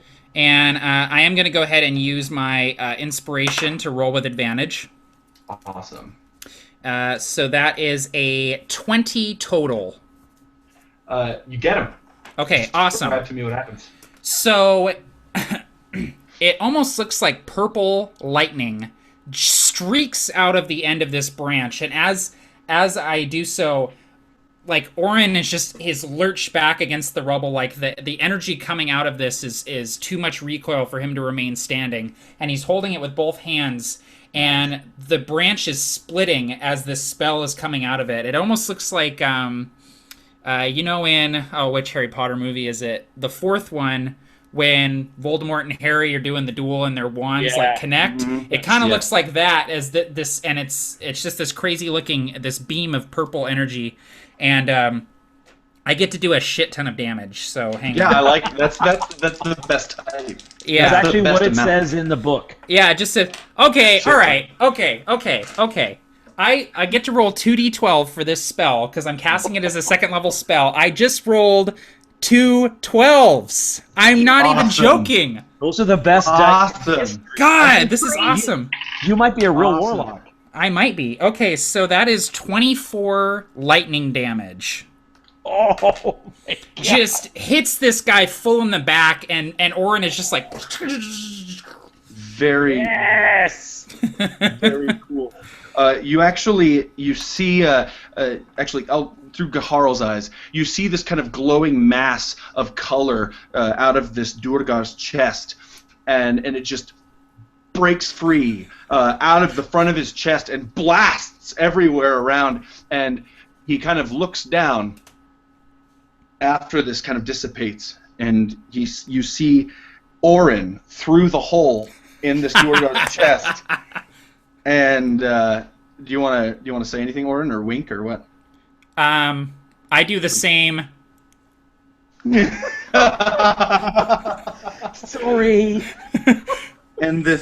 And I want you to make Gaharl make a dexterity saving throw, beating a DC of 12 to avoid this massive ogre-sized Durgar landing on you as he falls forward, deceased.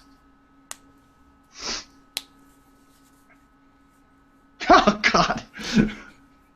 Can it be like a Buster Keaton thing where the hole matches up perfectly and he just falls through the hole? Yes. Yes, it can. Please. It can. This disgusting, fleshy, massive, burned Durgar interior just falls around you. That was the best thing of all time. Nymeria, what do you do? Since Bubbles is still trapped, I can't help but glance over at the sight before me and feel kind of sad that my spells are not up to par. But I wish to refrain from using my own second level spells. And although it would make a lot faster work of this, I can't think to myself.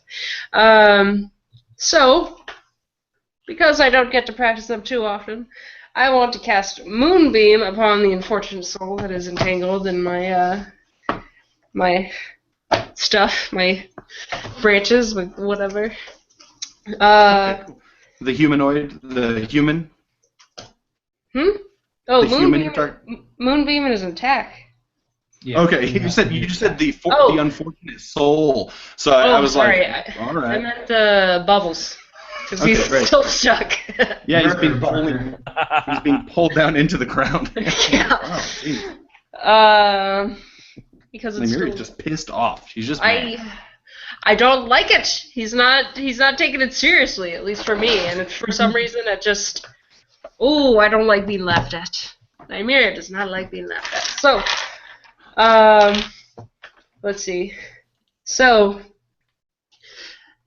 speaking this evocation in the tongue that is rather than Elvish, she's going to do an infernal version of it. And speaking these words just under her breath, there's this beautiful silvery light that shines down, only to slam violently into the ground surrounding this Drugar. And it's almost brilliant, almost blinding in all this darkness, and she can't even help but shield her eyes for a moment as it hurts her eyes so bad since she has pretty good dark vision. So in a 5-foot radius, let's see if it gets up. Wait. What did we establish? Wisdom proficiency. Oh yeah, wisdom proficiency. Okay. It's an 11. At a C. Better not. Class. Then it. Yes. Is he still prone? Yes. Yes. That means advantage, I think. Advantage it does. Thank you very much. Another roll. James. Don't screw it up. Okay, that's better. Okay, 16. Excellent. 16. Describe to me what happens as the leaves above you part and you see one of the 3 moons of Unkea just beam down. Yep. What happens? So he takes 2d10 damage. Oh. This one, right? Yeah. Yeah. 2d10 damage, and a wicked smile comes onto Nymeria's face as her moonbeam comes down, and she only does. She does 16 damage. She keeps throwing her dice off the table. Yep.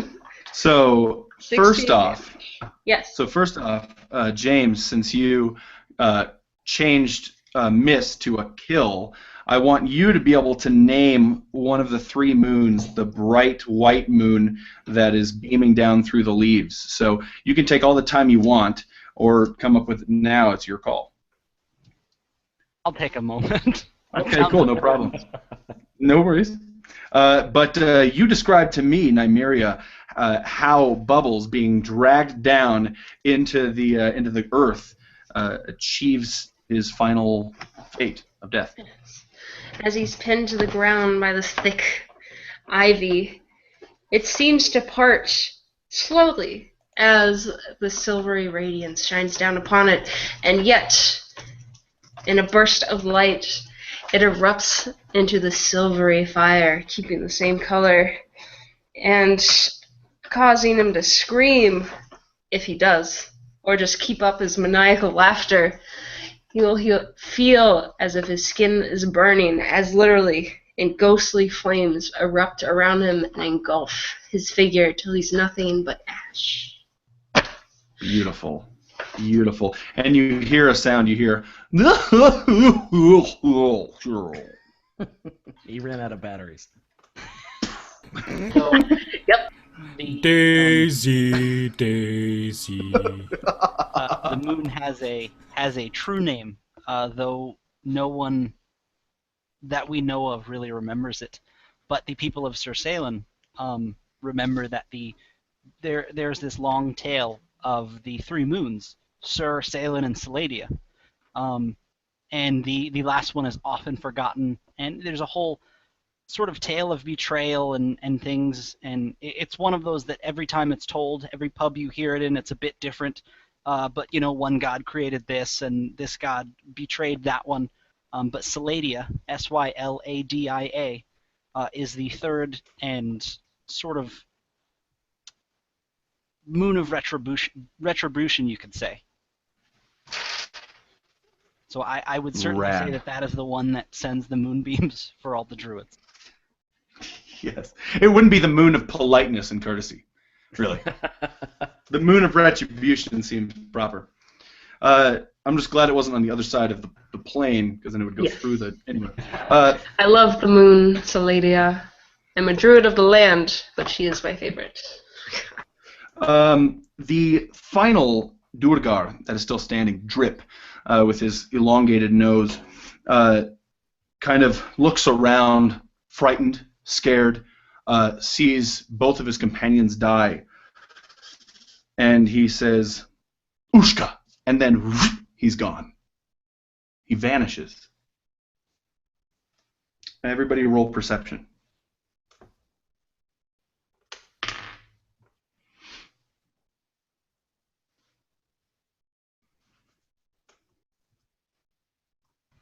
Can I use my inspiration? Is it that I get advantage?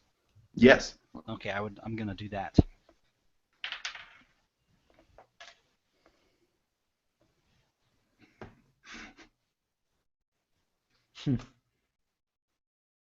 Okay. That was a very good roll, Matt, 19, but the one who perceives this specific thing is Gaharl. Gaharl, you see a set of dwarven footprints in the thin layer of snow, just crunch, crunch, crunch, crunch, crunch, running away into the woods, starting to run away towards the woods. So, if it's possible, I would like to, having not had the chance to get my taste of battle, immediately drop my battle axe and draw a hand axe and just throw it with as much preciseness as I can, hopefully sort of redeeming myself to at least, bury it in his back as he runs off. Great. Unless you spend a point of inspiration, you will have disadvantage on this roll. Oh, that's okay. Because of the invisibility. Well, as many inspiration I got, I think you're only allowed to have one. I like him to stack. Yeah, okay, I was if gonna they say stack, that's then how. yes. I Then think I in will go ahead Provokers and- games they stack too. And what? Okay. I was just saying in the Yeah, they do. Provokers games they stack as well. All right. Yeah, that I sounds like good him to me. to stack. Then I will use my second perception, my well-earned perception, to just murder this fellow. Your inspiration. Inspiration yeah, I is was what I gonna meant say, to it's say. Thank you. It's like this What? guy has a second perception and a Dragonborn with dark vision. What is going on, James? Did you write your own handbook? All right. So that is a 22. And I'd like to think that hits. And would I be incorrect in assuming that flies true? You see your hand axe just spinning rapidly through the air and then just stop midair. And you see just a sense of droplets of blood dropping to the ground. And then the snow underneath your axe, as your axe falls down, just flows outward, and you see kind of flickering back to reality this dead Durgar laying face down in the snow. And that's when I look to Orin and Pebble and I say, "Which bolt? That bolt!" And Orin like silently laughs, just like. Nice. So we are out of initiative order, out of combat.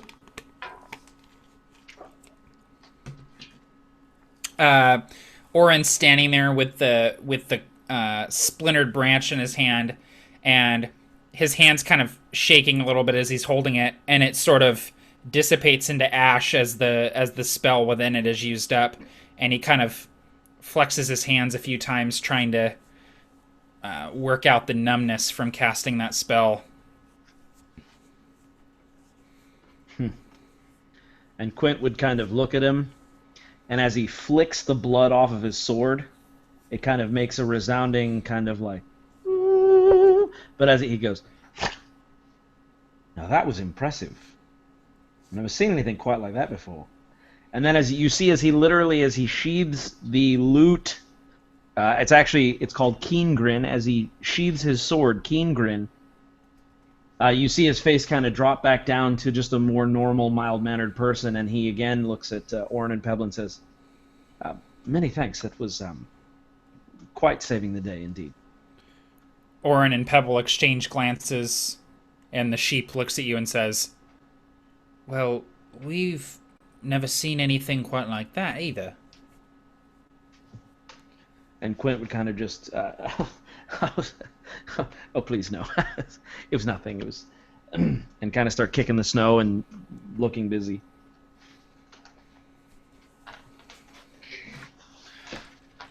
So, being a cleric, despite that, war and blood and retribution are the things I go for, I'm very curious about this person lying on the ground, chained up, and if possible, I'd like to examine them, maybe doing a medicine check to see if I can tell if he's unconscious or, how hurt or just his general condition. Okay, excellent. You approach him and you see the vines kind of draw themselves into the earth, not dying, but retreating, waiting for another day. I dismiss it idly. I came up and look at Quint. Sorry. Orin. Thorin, Quint. Carl, who are we talking about? Pebble and Orin. Orin. For a moment, a slight smile on my face as I can't help but sort of admire that last spell he did, and I mumble, "It is general direction. Oh, I wish I could learn that one. I like that one." And the sheep says, well, we quite like yours too. Thank you. I have much to learn, I feel. It seems as though all of us have a little something hidden up our sleeves. And that we look to Gaharl, and Pebble says, didn't know you could do that. And it goes,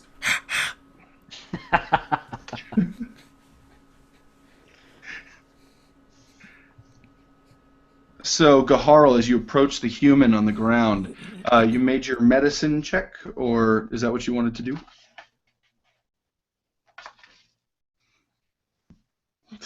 Dope! Excellent. So not only you walk over and examine this person, man, shoulder length, dirty blonde hair, face is matted, kind of caked with this dust that you would find maybe staying too much time inside of a mine, or his eyes are closed. You kind of open one eye and you see kind of a hazel eyes, and you do realize that he is alive and that he has just been struck on the head. On the side of his head, there's a slight amount of blood, just caked, dried blood that has dripped down his face into the stubble of his beard, just drying there in a dark crimson fashion. You also realize that it's with such great ability with medicine, you actually realize that he is wakeable with a strong smack to the face. If you want to do that. I will smack him while also casting Healing Word to heal any things he has, because I don't think he'll be much of a threat chained up. So a good smack and a bit of sort of blue fairy dust comes out, and while his cheek reddens, his cut kind of fades away a bit. Great. And the big ol' 3. Okay, cool. That is good. He wakes up immediately and says, "Holy Mother of Palor!" He looks straight up at you. He looks around, sees all 4 of you, all 5, including Pebble, just standing there, and he immediately begins speaking. Well, okay. I'm gonna put something out there, kind of like a gift, wrapped up for you, and I hope you take it, because you are big, terrifying, dangerous, horrifying, and he looks Gaharl right in the eyes. Wonderful, beautiful, pleasant creatures. I'm sure you're just walking through the mystical, dangerous wood, like like you do. Please don't kill me. I don't have much stuff. Yes, for a moment, he says we are terrible and not frightening. I forget the word. I can't help but look a little hurt and quickly getting mad. So as he tries to make up with those sweet words, I can't help but sneer and tell him to just get to the point. Why were you chained up by these dark dwarves? The point, yes, I've had that monologue memorized for about 6 months.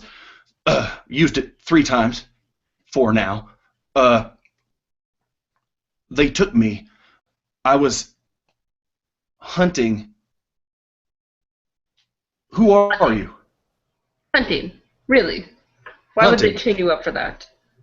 I don't think they trained me up for hunting, ma'am. I think they chained me up because they's dicks. That might be true. But still, why would they care about a silly little human? Sorry, you got me. I gotta mute. You know what, Gaharl would perhaps know, since you knew the meaning of the word on the well, Freugs, you would probably know that Durgar, because of their leader, Freugs, ancient times, became enslaved, and then when they broke free of their bondage, they reverted and became slavers. And so I tell him, I let him know, I say, listen, any prisoners of them damn dirty dwarves is a friend of mine, and I see you're all chained and scared, and we ain't here to hurt you. But what the hell are you doing down a well? Man, I don't even remember going down the well. What? He looks around and sees kind of a couple dead dwarves, vines retreating. I'll be damned. You did all this? Well, I played my part, but I certainly can't take all the credit. I'll tell you what. I ain't feeling so good. It might be a concussion. I have a hut. He kind of gets his bearings. The ruins of Marthor. Okay. It's not 15 minutes walk away from this place. If you want, I'll take you there. I got supplies. Just please don't eat me, or I'm just trying to survive out here like everything else. Human does not taste good enough to waste the time. I wouldn't waste the effort either. He lets out an audible gulp down his throat. The sheep says, I don't think we would either. And Orin goes, He said, I think I hit my head a little hard. Wow. And immediately, I would say that the sheep turns into a pygmy owl. It is about time for him to go back. Yeah. And he's just staring. Oh, good. Oh, glad that's over. I'm Pebble, and this is Orin. Hi, Pebble. Hello. I'm Randall. Very, very kind of you to offer your abode to us, Randall. Well, go ahead and lead on. And he does so. He gets up, walking along, and on the way he actually gets a little more chipper, realizing he's probably not going to die. And he starts singing a stupid, Sir Salin, so frickin' flat, but they call them the hill dwarves. It's the irony. It's hilarious. And he kind of looks around, scoping at this massively flat place. Hill dwarves. Well, I'd like to, if possible, before we leave, not only retrieve my axe, but also take an ear off of each of the dwarves. Because I know that in some parts of the world, people pay good money for a few slaver ears, just to know that there are a few less in the world. Very cool. Yes, you get 2 ears. And inside those ears are stone gauges about the size of a quarter, made from very smooth, mined just rock. Any chance we can loot them too? I'd be curious. I was going to ask absolutely. the same thing. Nope, you already left. Sir Salin. Damn it. No, I right-click them. I shift right-click them. Don't roll me. You don't need it. No, it's E on Skyrim. Their clothing is boring. It's mixture of grays and charcoals and browns. They have some simple jewelry, like those gauges. Other than that, you have war picks. Two war picks. You have two shields, which are actually made. They look kind of makeshift shields made from the white trees of this forest. Very, very tough, very hard surfaces, these shields. And but that's pretty much it. By any chance, I have like a very plain wooden shield. Could I take one of theirs? Absolutely, you'd be a little stylish. Awesome. I love that. And that specific I shield. take pride in my appearance. Nice. This specific shield is probably the same as yours, the +2 to your armor class, just for stats. Okay, thank you. And as Grim is slicing the ears off or ripping them off, or James, how is Grim doing this? Is he methodical? What's he doing? It is a very methodical process, because surprisingly the quality does come into play when you are sort of turning these in for bounty. So using the hand axe that I retrieved, I sort of slice them almost like you start at the top and you hold the ear out and you go in, so you get a bit of the face skin as well, just a little, but the whole ear is intact. And then people that display these or otherwise do whatever it is that people that pay for them do with them can trim it and make it look nice. And you guys can actually check out our serial killer channel. It's just called Regular Terrors. It's called Regular Terrors. It's called 30-Year-Old White Male. The reason why I ask is because I would probably so Quinn would come up and say, not selling you your business or anything such as that, and he would pick up some of the snow and kind of rub it in such a way and kind of crush it down, making a little spot for the ear, and say, I don't know how long we'll be out here, and they'll probably keep a little better if you pack them in ice. Not being weird, just throwing that out there.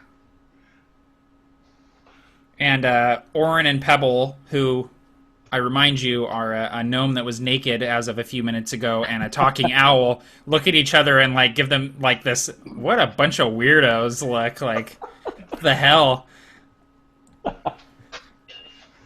And to punctuate this, he takes the other shield and he fits the strap over his chin and puts the shield on his head like a hat, and kind of nods like, yeah, that fits, and follows after Randall. That's awesome. Very cool. On the way, that what I described earlier is exactly what happened. You arrive at a clearing where the forest has been almost, not sloppily, but obviously with a hand axe cut down to build this hut, this white hut with no windows.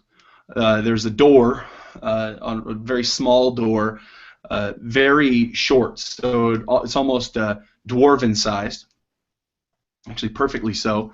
And he invites you in, and he points at this kind of circle of stones around the hut. Oops. A circle of stones around the hut, and he says, "Wards, magical wards.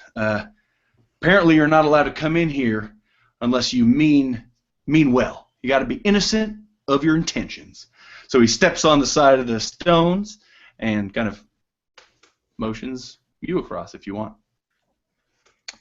Quint would whistle and stroll across without without incident. Very cool. You do so, and you feel this wash of energy over you, and you actually feel enclosed. I might even chuckle, like, oh, right. What?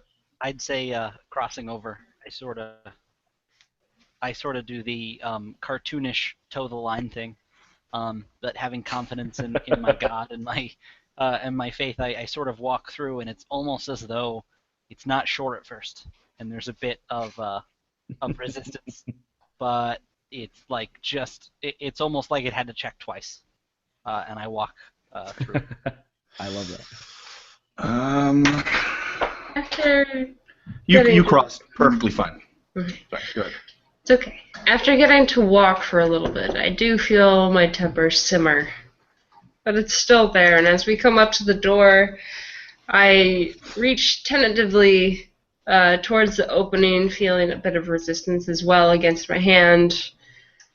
And stepping back for a moment, I take a deep breath, trying to calm myself down a little more, and realize that there's no reason to hurt this guy. He's just unlucky, he got into a bind, and we were more or less trying to help him out.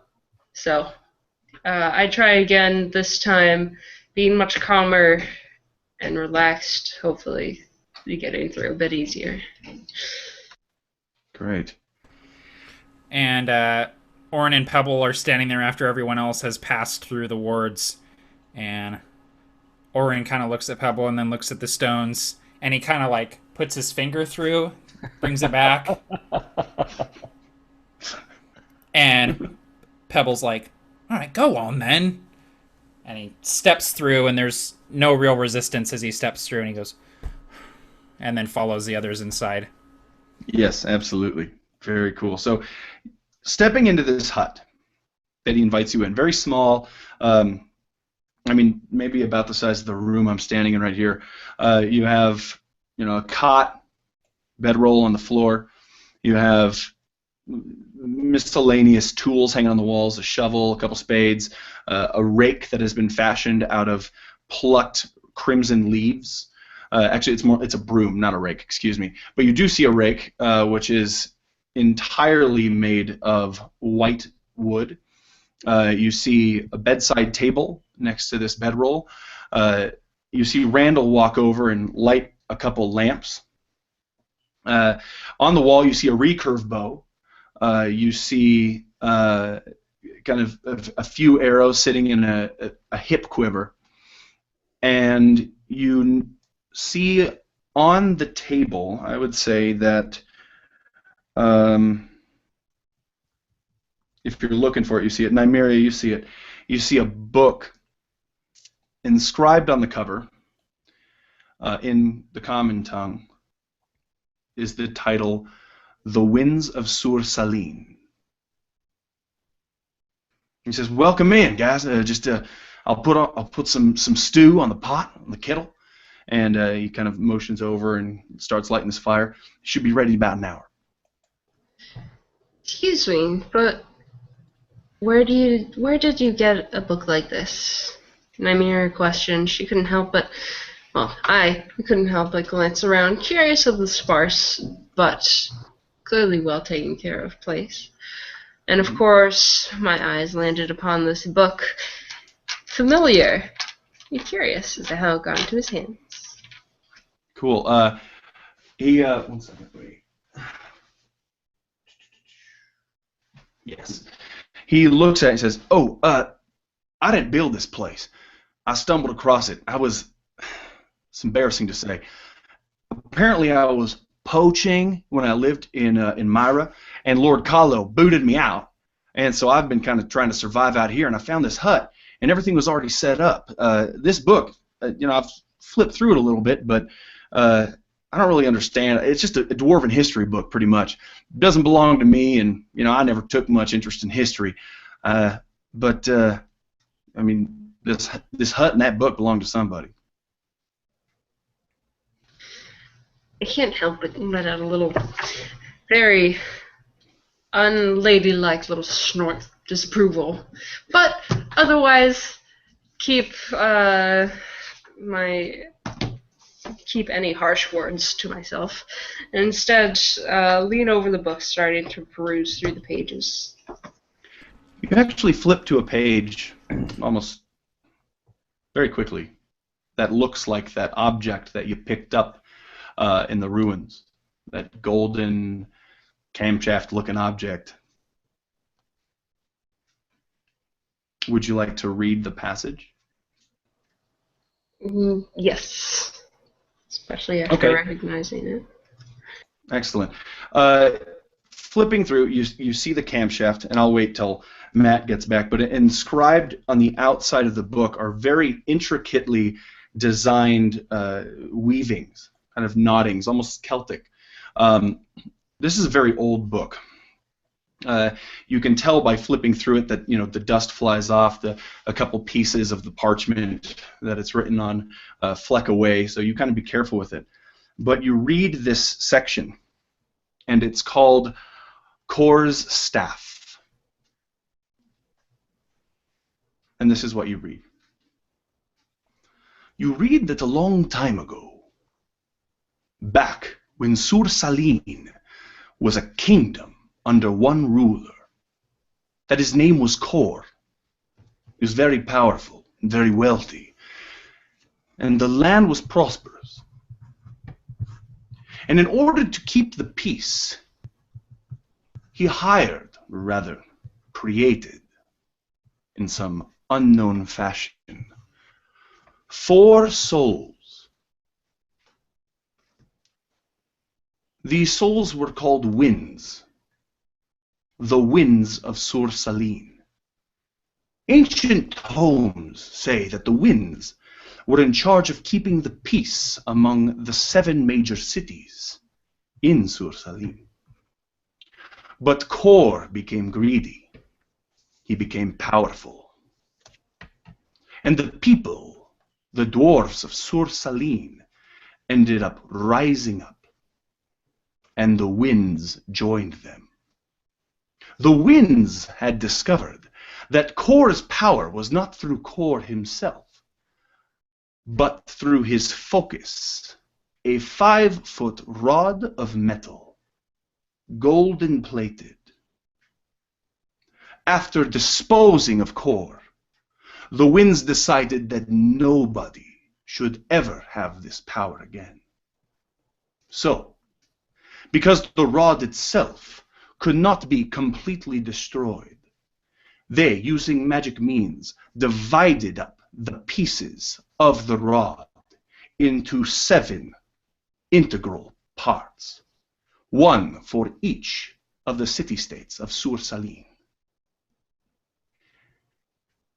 Since that day, 4 city-states have fallen to the ground, fallen to decay, have been abandoned completely.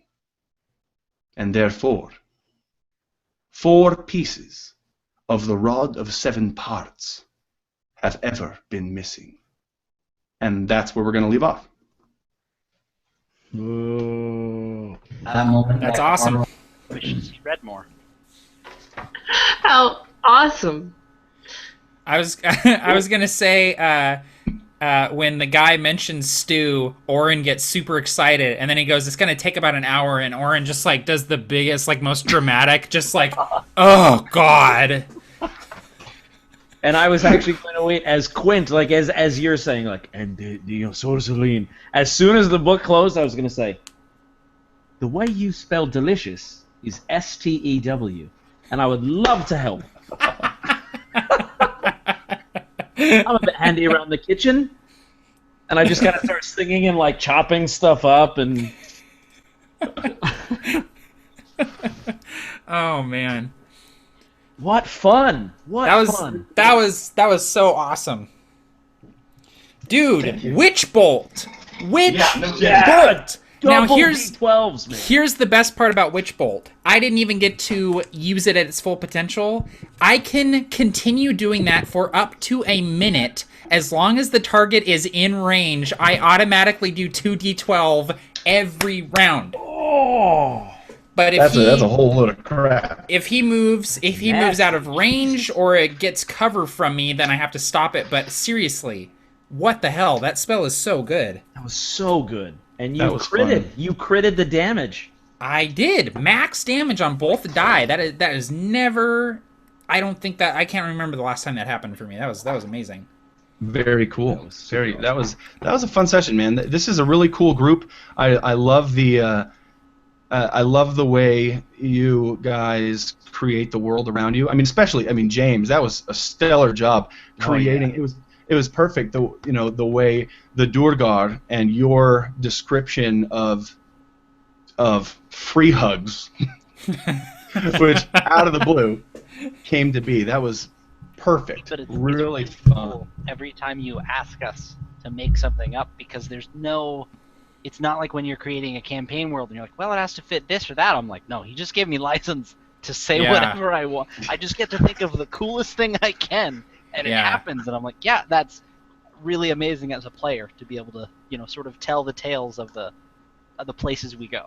Yeah, I was gonna say, like, I need to do that more. Like, I'm actually learning a lot playing in this game. And Barker, that is like probably my favorite aspect of your DM GM style is the not stopping the world building when the session happens, but actively doing it every session with each player, giving each player an opportunity to name something or come up with something. I mean, James helped you come up with the backstory of the Durgar in this world. I mean, that's awesome, dude. That's really, really cool. And I gotta hand it to you, man. That is just awesome. I applaud you for that. That is really, really cool. Yeah, Thanks, man. You have to have a good group, though, because you're always going to have the one person who'd be like, yeah, that moon, it's called penis. Yeah. The moon's called Dick Butt, and it's shaped like a wiener. That's canon. Well, Oh, man. The only difficult thing is keeping up with it, because, but you know what, that's the best part about these hangouts, is my preparation, half of it is just listening to the game. Yeah. Absolutely. Really cool. Yeah. Well, and it's cool too because it really lends itself to an improv style where you're not on your own with the improv. You can grab some of those resources from your players, and that really helps kind of with the improving process. So For sure. I want to say that, again, just reiterating what I said at the beginning, a couple of people have shown an interest in having like a Q&A after the game, because I wasn't able to create a prep video before this because I got a new camera, and like every other issue I have when I get a new camera, it's file formats. So I'm really trying to work my way around that. It's horrible. But hopefully I'll get that posted soon, even though it's going to be after, but you just have to believe me. Now we can watch it, so. Yeah, so... Exactly, now we can watch right? it. I mean, we can watch it, right? There's no spoilers for the... Yeah, so that's Yes, cool. I'm excited to be able to watch it. I'm thinking about calling the series Campaign Crafting. Go for it, man, because Lord knows I'm never going to finish it. No, never. But so I invite the players if you want to stay, or if you have to go, no problem. I am definitely going to be staying for about 30 minutes longer. For anybody who has questions and they want to post them in the YouTube channel, the video link, or if they're in the Q&A app, they can post questions on the Q&A app, just asking players how they get inspiration for stuff, asking me how I get inspiration for stuff, asking Matt sensual questions as usual. Oh, yeah. Yeah, that's what I that will was. actually go Ask and answer a away. question that I missed forever ago, but I did greatly consider. Miranda L asks, time for a Dragonborn breath weapon down a well? And I very much considered it, and I was pretty sure, I mean, this was a bit meta, but I was pretty sure that if people were coming, we were going to have to kill them, because there wasn't any combat yet. But I was afraid of what did happen, which is there was somebody we didn't want to kill with them. Wouldn't it have been horrible if you had breath weapon down the well and just killed everyone, and we went down there and we're like, oh, it was a bunch of kids, and we're just oh my god. I had a very bad feeling. It's an old lady and a bunch of orphans. Shit. Oh, well, not only we're in that, jail now. it would have been called the Carney Curse to end combat before it begins in any game. Exactly. Yeah. I think it would just have been bad if you did that and killed everybody, because that would have been the second time in a row that my combat encounter that I prepped for and taped stuff for and made notes for. It's the Carney Curse. The Carney Curse. Yeah. You're either 20 minutes late or you end the combat before it begins. I was so sad. Am I an honorary Carney for being 25 minutes late today? You are. My mother loves your channel, so you're awesome. You're A in. fistful of dice. I still have to post those videos. Looks like a gumball machine. Ooh, Victor Wolf had a really good pro tip here, and if I had thought of it this way, I would have gone back and done it this way. And he said, instead of Gaharl seeing the footprints of the invisible Durgar, I think I would have him smell him, since he's a dragonborn, and it's kind of a better sense. Good and call. he said, yeah. And yeah, that's a really good call, man. Keeping that in mind for sure. Absolutely, that's cool. And yeah, man. If you also go through and one up the questions that you like, if you see any questions, and if you're on the Hangout page, one up those questions, because we'll get to them faster. Also, there's a question here that says, "Can I ask a question?" Or no, it says, "I can ask a question." Okay, never mind. I was like, yes, you can. More of a statement there. Jeopardy, yeah. Can I ask a question? No, you can't. Not at all. But I just answered your question, so I guess you can. Shit. Rat. Yeah. For sure. I'm just reading through all of them. I haven't really read it. Yeah, me too. Reading through them. How do I watch on Google Plus? Yeah, there should be a box on the YouTube screen, on the YouTube channel, that says "Join us." Be a part of the conversation. Yeah, that's okay. Fire is going to burn the vines. Okay, yes, nice. This Victor Wolf guy is total rules lawyer. He is. And he said, "Do a breath attack down the well." He's trying to murder my campaign. And what do you know? A fistful of dice says that would have been badass. No. That's not me. That's another fistful of dice. Yeah. There can only be one. There can only be one. The quickening! What nonsense. Here we are, born to be kings. We're the princes of the universe. Everybody loses an inspiration. No, I'm Now kidding. here we are. I desperately that's a wanted question. to. Yeah, I desperately wanted to make one of the Durgar look like Bill Paxton, saying "Game over, man! Game over!" as soon as everybody started getting killed. And then one of them is like, "I'm telling you, I know how to kill these humans," and he's like, "Why don't you put him in charge?" Yeah. Barker, there in the Q&A app, somebody had a for real question. Ooh, a real one. Okay. We're not answering This any real is- questions tonight. We're just. Oh, you know who it is? This This was D20 though. It's Erdon. WASD20. It's Erdon from the Provokes. Yeah. Who? It's a tattooed face elf. Don't you answer him. Anyway, he says, how does this game compare to your usual home games, Barker, if you run any? Is your style pretty similar, or have you been trying new things here? To be honest, I feel like the online format, for some reason, has really helped me come into my own. My home group, while fun and interesting, I don't know what's different about it, but I feel my style is different. And so my current goal is to take what I do here and be able to adapt it to a real life, table and stuff. I think I know what it is. I think it's that you stand for us. Do you stand at your home games? I do, always. I do always too. I have to. It's actually weird for me to be sitting when I do the Provokers games and stuff, because I'm almost always standing when I DM my home game. So right. Yep. Another question on YouTube. I have a question. Yes, good start. Relink.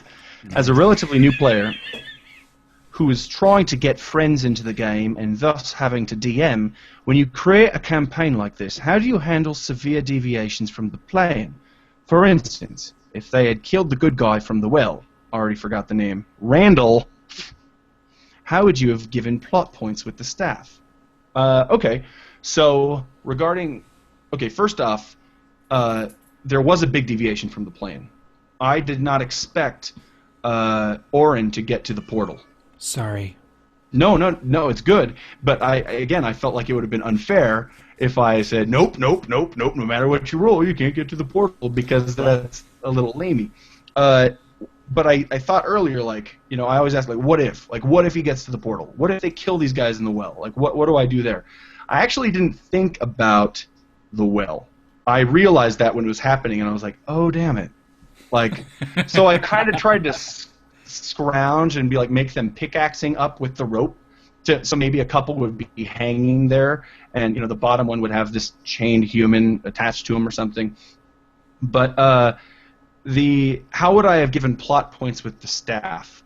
I would probably have put the book. I would have put the book somewhere else.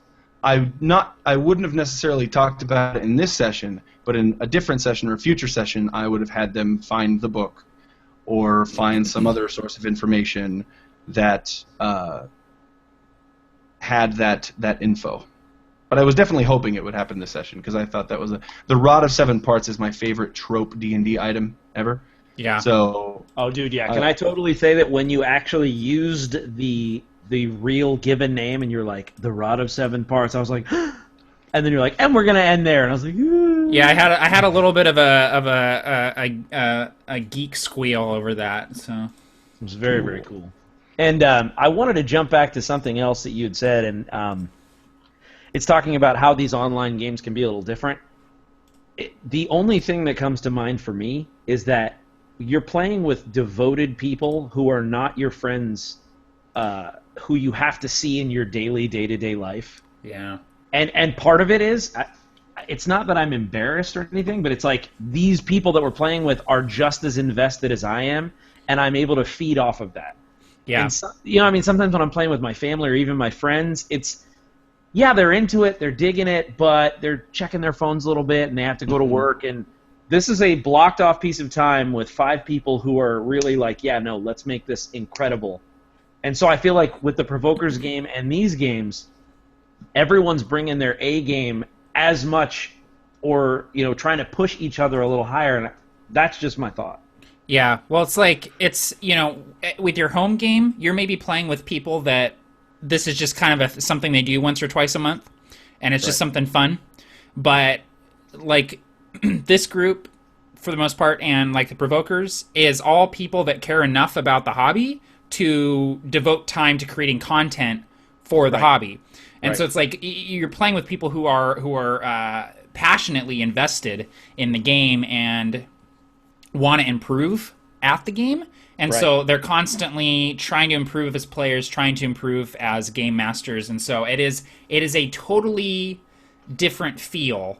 And, Tim, you've said before that your home group is more of like a beer and pretzels type group, and that's Yeah, totally my home group as well. Because I'm playing with buddies from college and Right. my fiance's friends who have never played before and stuff like that. It's like I have to tone it down a little bit. Yeah. But it's like when I'm playing online, I go all out, man, and I'm Right. sure you probably feel the same way about it. So Yeah, For sure. 100%. You never have an online game where someone shows up and says, "You know what? I'd really just rather get high and play Call of Duty." yeah, exactly. People show up to play the game, not to That's hilarious. I mean, I'm gonna go No. play Dragon Age after this, but I'm not like sitting here hankering for it or anything. Yeah. Matt apparently has this job. I think he just plays Dragon Age all the time, and then occasionally comes and plays D&D.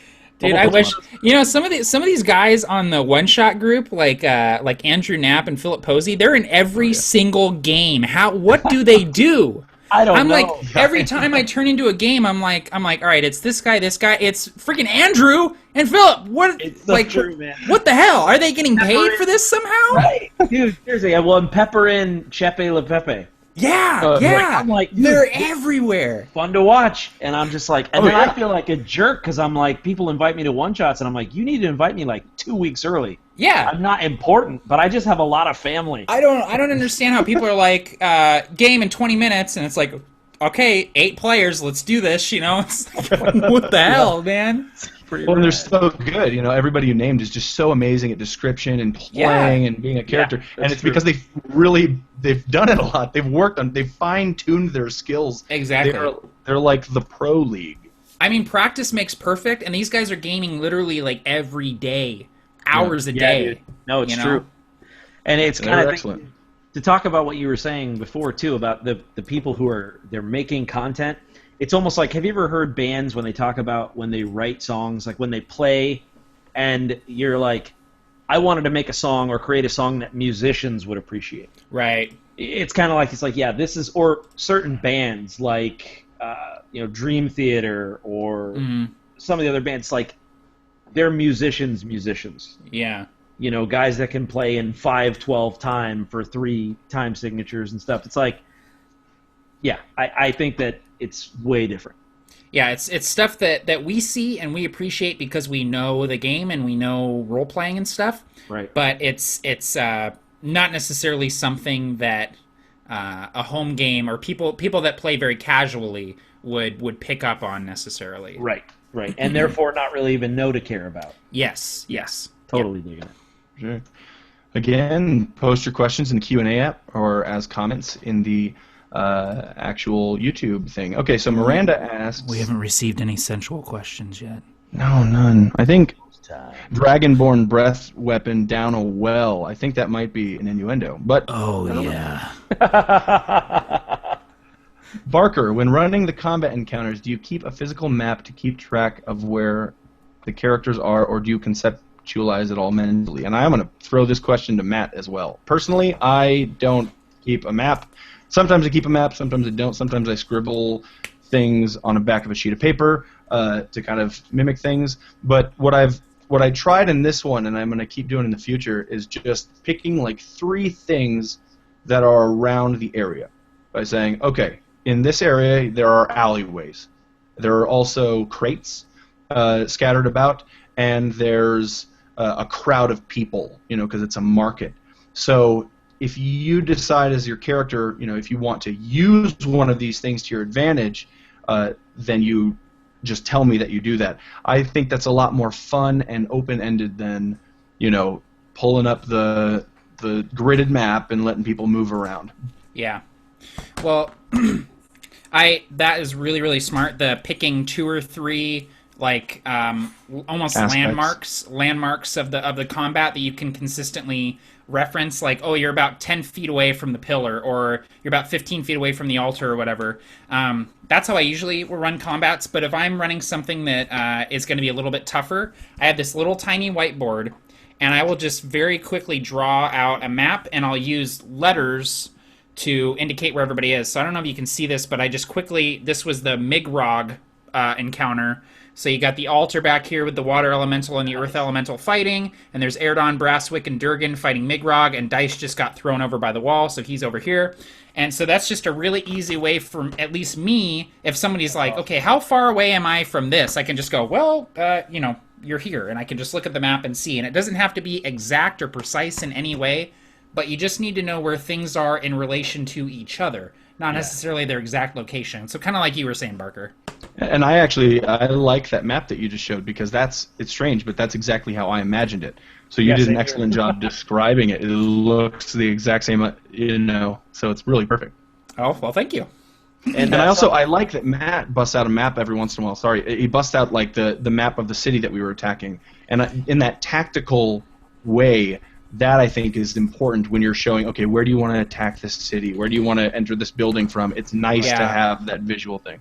Absolutely, and I do like to use maps from time to time, and I think that they will enhance the game. But as soon as you are using maps as a crutch, you should try to back up on them a little bit and try to see to run a combat without using a map. And I'm definitely somebody that was very dependent on miniatures and maps for a long time. I grew up playing 3rd edition and stuff, and I still use them a lot, but I had to intentionally try to get better at theater of the mind and running theater of the mind combat, which it's really rewarding, honestly, running theater of the mind. I think they both have their pros and cons.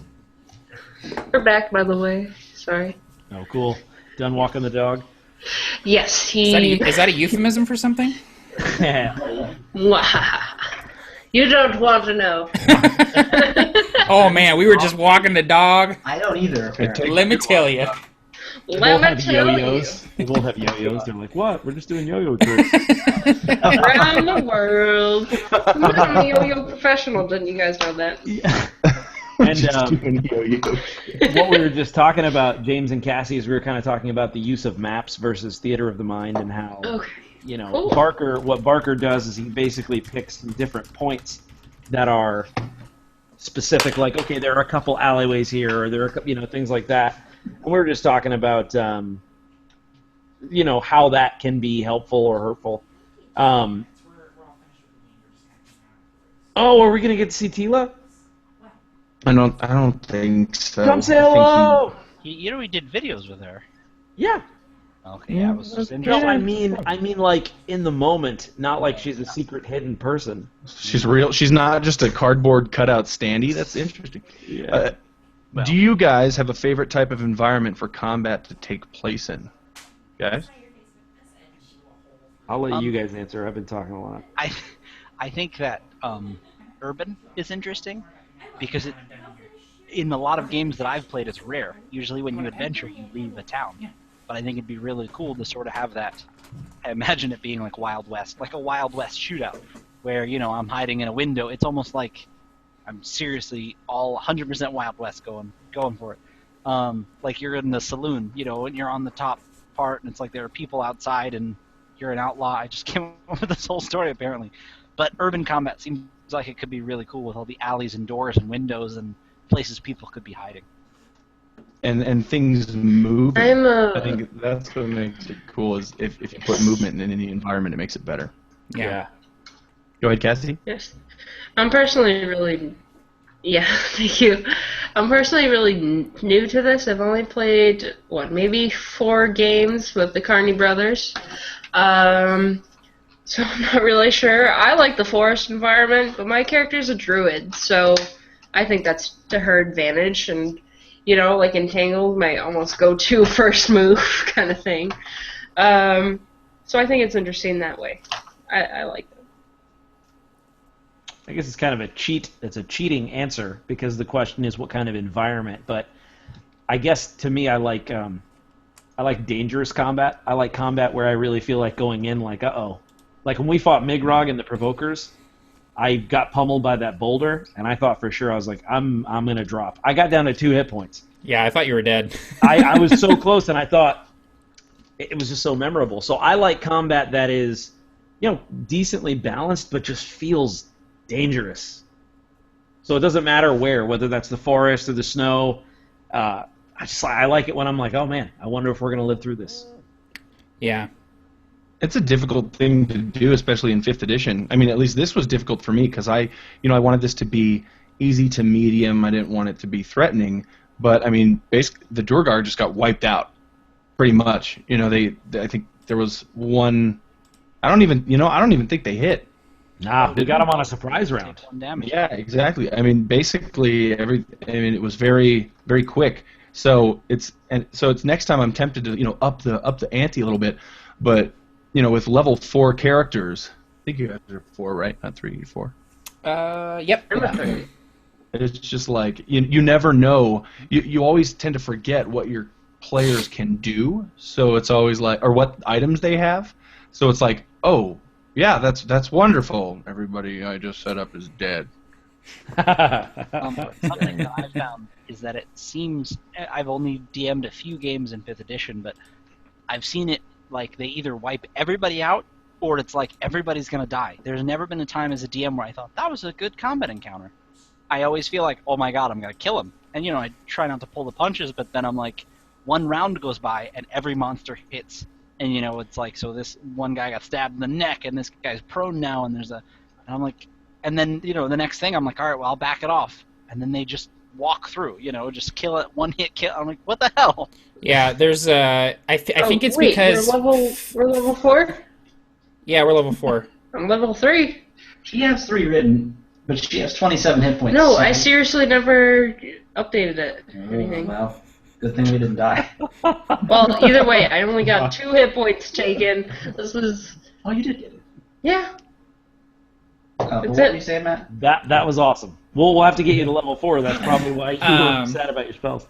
Yep. That's why I was... I think why 5th edition feels like that is because of the bounded accuracy, the fact that there's less deviation between success and non-success. Like, it's easier to hit things in 5th edition. Everything's Right. AC is a little bit lower, and you're hitting a little bit harder, and you're doing a little bit more damage. And so, honestly, what I found with 5th edition is be okay with your players almost losing often. Like, I've had 2 or 3 combats in the Provokers where it's been like, ooh, like someone's almost dead. And it's okay because there are a lot of tools in 5th edition for coming back from a situation like that. It's like, in a couple rounds, it's like, all right, stabilize, stand up, cast healing spell, because healing spells are more potent in 5th edition too. It's like all of a sudden you're back in the fight, and it's even more exciting because you're back in the fight after having almost died. It's like that thing in, I'm sorry, I've been watching Dragon Ball Z. It's like that thing in Dragon Ball Z that Saiyans have where they have like double power if they almost die. It's like that. It's like, all right, I'm back up, I'm in the fight, I'm bleeding all over the place, but I'm in this, And so it's something you kind of have to embrace about 5th edition, is the fact that things are going to die easier because everything is hitting harder, monsters and players included. So, Yeah. I do really like that aspect. I was a big fan of, it's almost like 14 sounds like such a low armor class, but yeah. it's like it is, but like you said, everything's been shifted so that 14 is easier to hit, but the monsters are the same way. Nobody's running around with a 19 armor class at this level. Exactly, It just yeah. doesn't really happen. Well, and it's nice too because that your players aren't going to be able to like optimize and walk in with a 30 AC, which was entirely possible in 3rd edition. Like paladins could very easily have like close to 30 AC, like even just starting out. So it's easier to plan as a DM. I think it's an easier and a simpler system to plan encounters for. It's not as finicky, and there's less variation. Like I said, it's that bounded accuracy. Everything is more focused with hit, no hit. For sure. And I don't know. I feel like. No, you go ahead, please. I just feel like 4th edition. I know that a lot. I played it a tiny bit, and it was sort of board gamey. But the one thing that I think that they really took from that, and maybe other systems, was the way the spells work. Is there are so many really cool spells, and it's not like a complicated process to cast something like Witch Bolt, a really amazing, cool spell. There are so many cool cleric spells, and it's like it feels easier to use and fight. It's not like, well, I got to stand back here and I've got to concentrate, and if I've got armor on, I might, it's just they sort of streamlined it so that it's like swinging a sword. And I feel like that also helps because you feel cooler, but it also is the same way where you get back in it so fast. And then you cast, one inflict wound spell and you do 24 points of damage and you knock somebody out. Yeah, I think it's a huge plus for 5th edition that spell casting is so versatile and effective even at low levels. Because it's like playing a wizard in 3rd is like, okay, I cast Magic Missile and Ray of Frost, and then I'm throwing sling. I'm doing my sling for the entire rest of the combat. It's like I can do nothing. I can do nothing else, you know. And now it's like wizards. Like you could be a wizard not carrying a weapon, and you're golden because you have your cantrips and you have the versatility of the spell slot system. And I feel like yes, it is the Vancian magic system, but it's almost not anymore because of how spell slots work. And how you don't need to prepare multiple instances of spells anymore. Like you can come in with a full roster of spells that you're going to use and be able to pick and choose from those. What I was going to say also is that regarding the danger level of a 5th edition combat, that's a blast. It's always fun to feel like you are in danger. At the same time, I think, in my opinion, the coolest combat that I have ever played in happened in the Provokers game when it was just me and Erdon doing a SWAT team-esque home invasion of that tower, and there was no combat. Putting the guys to sleep, Erdon cutting their throats, moving up kind of like a Rainbow Six type thing, knocking in the door, knocking these guys out, and then jumping out to the battle outside. That tower scene was the most fun I had, because I think every once in a while your players want to feel, for lack of a better analogy, they want to feel like Aragorn in Lord of the Rings, cutting down waves and waves of goblins because they're badass. Yeah, absolutely. Well, and having those combats, they're not easy, but they're combats that don't tax the players with their hit points and their abilities and stuff. That using those leading up to a big fight, like going and fighting Migrog, is really effective because it's like, you're saying Aragorn. It's like Aragorn cutting through the Uruk-hai, and then here's Lurtz, time to fight the boss. Exactly. You know what I mean? And like the whole thing with the with the tower, I totally picture that tower fight as like a Children of Men-esque like tracking shot, like a seamless shot where it's just like boom in the door, like camera going up, and Erdon like knocking guys off the thing, Dice is casting spells. Like it's just so I know it's not just the system. I know it's me growing as a DM, but it just feels so much more cinematic and narrative to me. I'm glad you mentioned Children of Men too. That's how I imagined it. That's one of my favorite movies. So. Dude, Children of Men is like top 10 for me. I love that movie. Oh yeah. Victor has you, Tim. Tim, where'd you get that idea for your sword? Oh yeah. So we're playing the first. It's funny because we were playing the first session, and I thought to myself, I don't know. I just didn't want to have a lute, and I didn't want to have a rapier. And the reason why most bards take a rapier is because it's a D8 versus a short sword, which is a D6. And I don't know. I had the idea when we walked in to the longhouse, and I don't know. I just thought to myself, you know what? Because a couple of people, that's what it was. A couple of people made the comment that I had, because I had mentioned I had a lute, and they were like, oh, yeah, oh, you've got your lute. And I thought, I don't want to be that guy. I don't know. I just didn't want to be like, oh, let me pull it out and, have a feather in my cap. And so I thought, I'm going to make it a sword. And so I started making the comments about playing a song and like thumbing the tuning keys and stuff that session, because I thought, I'm going to wait, and I'm not going to pull this thing out until it's a cool cinematic moment.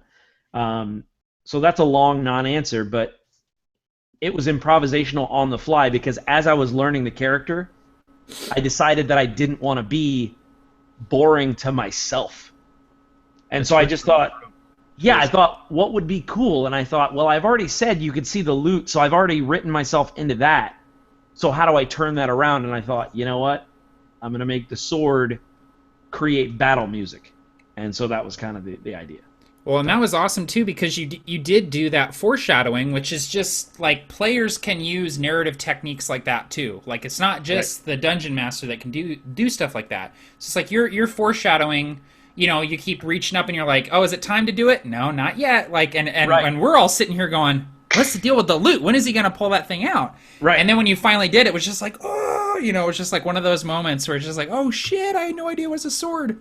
And what you're saying too about like do things that are cool for you is so true. Like I just tell when people are trying to come up with characters and stuff, and they're like, "Well, will people think this is cool?" It's like, don't worry about people. What do you think is cool? Make a character that you think is awesome and play that character. Right. Totally. It was really awesome, like making the loot actually a sword, and I like, your character kind of changes his attitude and everything. It seems it was really cool. It's so funny because it's like, again, I thought up till the minute we started playing, I had a few different attitudes and a few different accents that I had been kind of trying and doing, and I didn't know who Quint was going to be specifically. And I had a very different idea when I started, and it was kind of like as the group started taking shape and as the blur of, your character concept started to become concrete to me. Yes. I feel like, oh, okay, I need to be this guy. I'm this guy in this group. And so, yeah, it was a really cool experience. I didn't even know starting out. That is something that I feel should be talked about more, is finding your place in the party.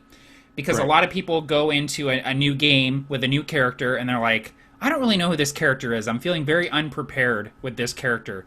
And like you were saying, it's true. You don't really know your character. It's almost like, you're not sure where your character fits in with all these other people, and everyone kind of settles into their role, almost like the Avengers, where it's like, okay, this guy's good at this. He's kind of got this kind of attitude. I'm gonna play up the opposite here, and I'm gonna take my little corner over here. And so everyone kind of has the cool stuff they're gonna do, because the worst parties I've played in are people that are all trying to be the best at everything, where it's like, well, should somebody scout ahead? And everyone's like, I'll do it. It's like, just let somebody else do something. You know what I mean? So it's really important to not necessarily have 100% your character in mind going into the game, because how everyone else, is going to affect who your character is and how their role in the party. So yeah, it was really interesting, because I started out in my head when I made Quint on paper, I was going to be a smart mouthy kind of, roguish, like bantery, and it just didn't feel right. When the game started, and you can't be afraid to change it on the fly like that. When the game started and Barker's tone and everybody's tone, I was like, nope, this guy will stick out like a sore thumb, and it won't be fun, and it'll kind of be a jerk thing to do. And that takes a few sessions to do too. Right, it doesn't happen instantaneously. Nope. That's why I was so quiet the first session. Yeah. Well, in this session, it was fun to sort of play off of Quint, because another important thing is, when you fail, you fail. You fell face first. It's like, you can't always be graceful. That's the point of the dice. But it was more fun because we both sort of failed. We couldn't catch up. So it was almost like we got to have a character moment with each other, and that brought us closer, but we both got to decide what we would do in that instance. Sure. And like you said, I feel like it's important. It's not just you in a bubble. It's like, well, to you, in contrast with these other people, is what makes it more interesting. A story about just Gahar or just Quint would be like, oh, it's pretty cool, but add them all together and the things we say, and I think it's a lot more interesting that way. Yeah. Mm-hmm. How do you like the pointed? I mean, speaking of putting a spotlight on one character or certain characters, I try to keep everyone included, but I like starting a session focusing on one person. Yeah. Like, I love the show Lost. Say what you will about it. I love that show. I love the flashbacks. I love learning more about these characters as we go. And, basically what happened is I sent Cassie a message. Well, I sent everybody a message just saying, hey, Cassie, I rolled the D4, it landed on Cassie, and I said, tell me a story about when your character was running, and she sent me a couple sentences, about parents dying, needed to run to escape, something like that. And so tell me what you think about that pointed stuff. Is that too pointed? Is that spotlight too much on one person for the time? No, I think that is awesome. I did wonder... Oh, go ahead, Cassie. I wondered why you wanted it. Thank you. I wondered why you had wanted it, and what kind of role it could play in it. I mean, it's definitely interesting to develop the character, because having not played a lot, Nymeria is very new to me. But I didn't want hers to be totally just a sob story, and Is it okay if I divulge, if I let them know what her background is? Do you care about her? No, sure. Okay. And that her parents were actually very bad tieflings and would raid a human village very often. But she, being younger, or being around 7 years old, didn't really realize that it was bad. But either way, humans came along, maybe got heroes or something, and, slayed her parents. So from then on, that's why she doesn't really like humans, because regardless of what they did, she not realizing that it was bad, she does not like them. Yeah. And I like how kind of that fire that her parents showed is coming out in little small ways, like getting irritated and having to calm herself down. It's neat, that whole. I'm excited to see how you play with that. Apple doesn't fall far from the tree type of thing. Yeah, I think I made her chaotic neutral so she can choose, like, while she at this moment likes to work with these people, if it doesn't always suit her, she might speak her mind or act out in a way that you guys might not see fit. So far we haven't come to that, but like with the human, she's a little touchy. She's a tiefling and seen as an outsider. She doesn't like being laughed at or mocked or anything. So that's why, in the case of Bubbles, it really just annoyed the heck out of her. That's just the way he talks. She doesn't care. I also want to say, Cassie, I want to say that you're playing it really well, because that can easily become a one-note character. Oh, I'm annoyed at everything. But you do a really good job of, I think, kind of going back and forth to where there's inquisitiveness, but then there's annoyance, but then there's acceptance. And so I think you're playing it really well as it's kind of unraveling. Thank you. I've been a little uncertain about that, because playing a one-note character, that's not realistic. That sucks, It's not fun either to me as a role player. Yeah, this isn't some sitcom where everyone's You're predictable. You're Michael from Lost, Parker.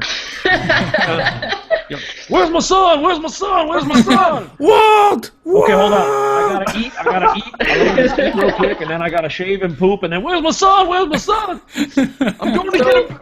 I'm going to get my son back. He was also Mercutio in Romeo and Juliet. He was. Ooh. What? I am working with her. I want to make her curious. I want her to like knowledge, because after her parents died, she got to meet with a wood elf who helped her, find her way as a druid, and like learning stuff is great. She likes that. She's okay with, Totally. But yes, thank you.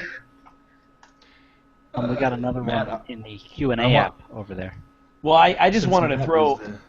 Go ahead. I was just gonna say I wanted to throw it back to Matt, because I think, Matt, you did have a thought. I don't know if you still held on to it. Oh, yeah. Or if the moment had passed, but I'd love to hear your thoughts on it. No, I was just going to say that, I've actually been thinking about this a lot lately, that using the different storytelling techniques like flashbacks and monologues and, asides and things like this, where it's like, seeing things that are happening elsewhere where the party isn't necessarily even at, and using that meta game knowledge that you normally wouldn't supply the party as a way to tell the story. And specifically, we're in an interesting sort of transition period now where it's happening all the time. People are playing Dungeons and Dragons and other RPGs in front of other people. Like part of playing this game is having an audience. It's like we had 26 people watching tonight. Yeah. And it's like, we have people tune in for games all the time.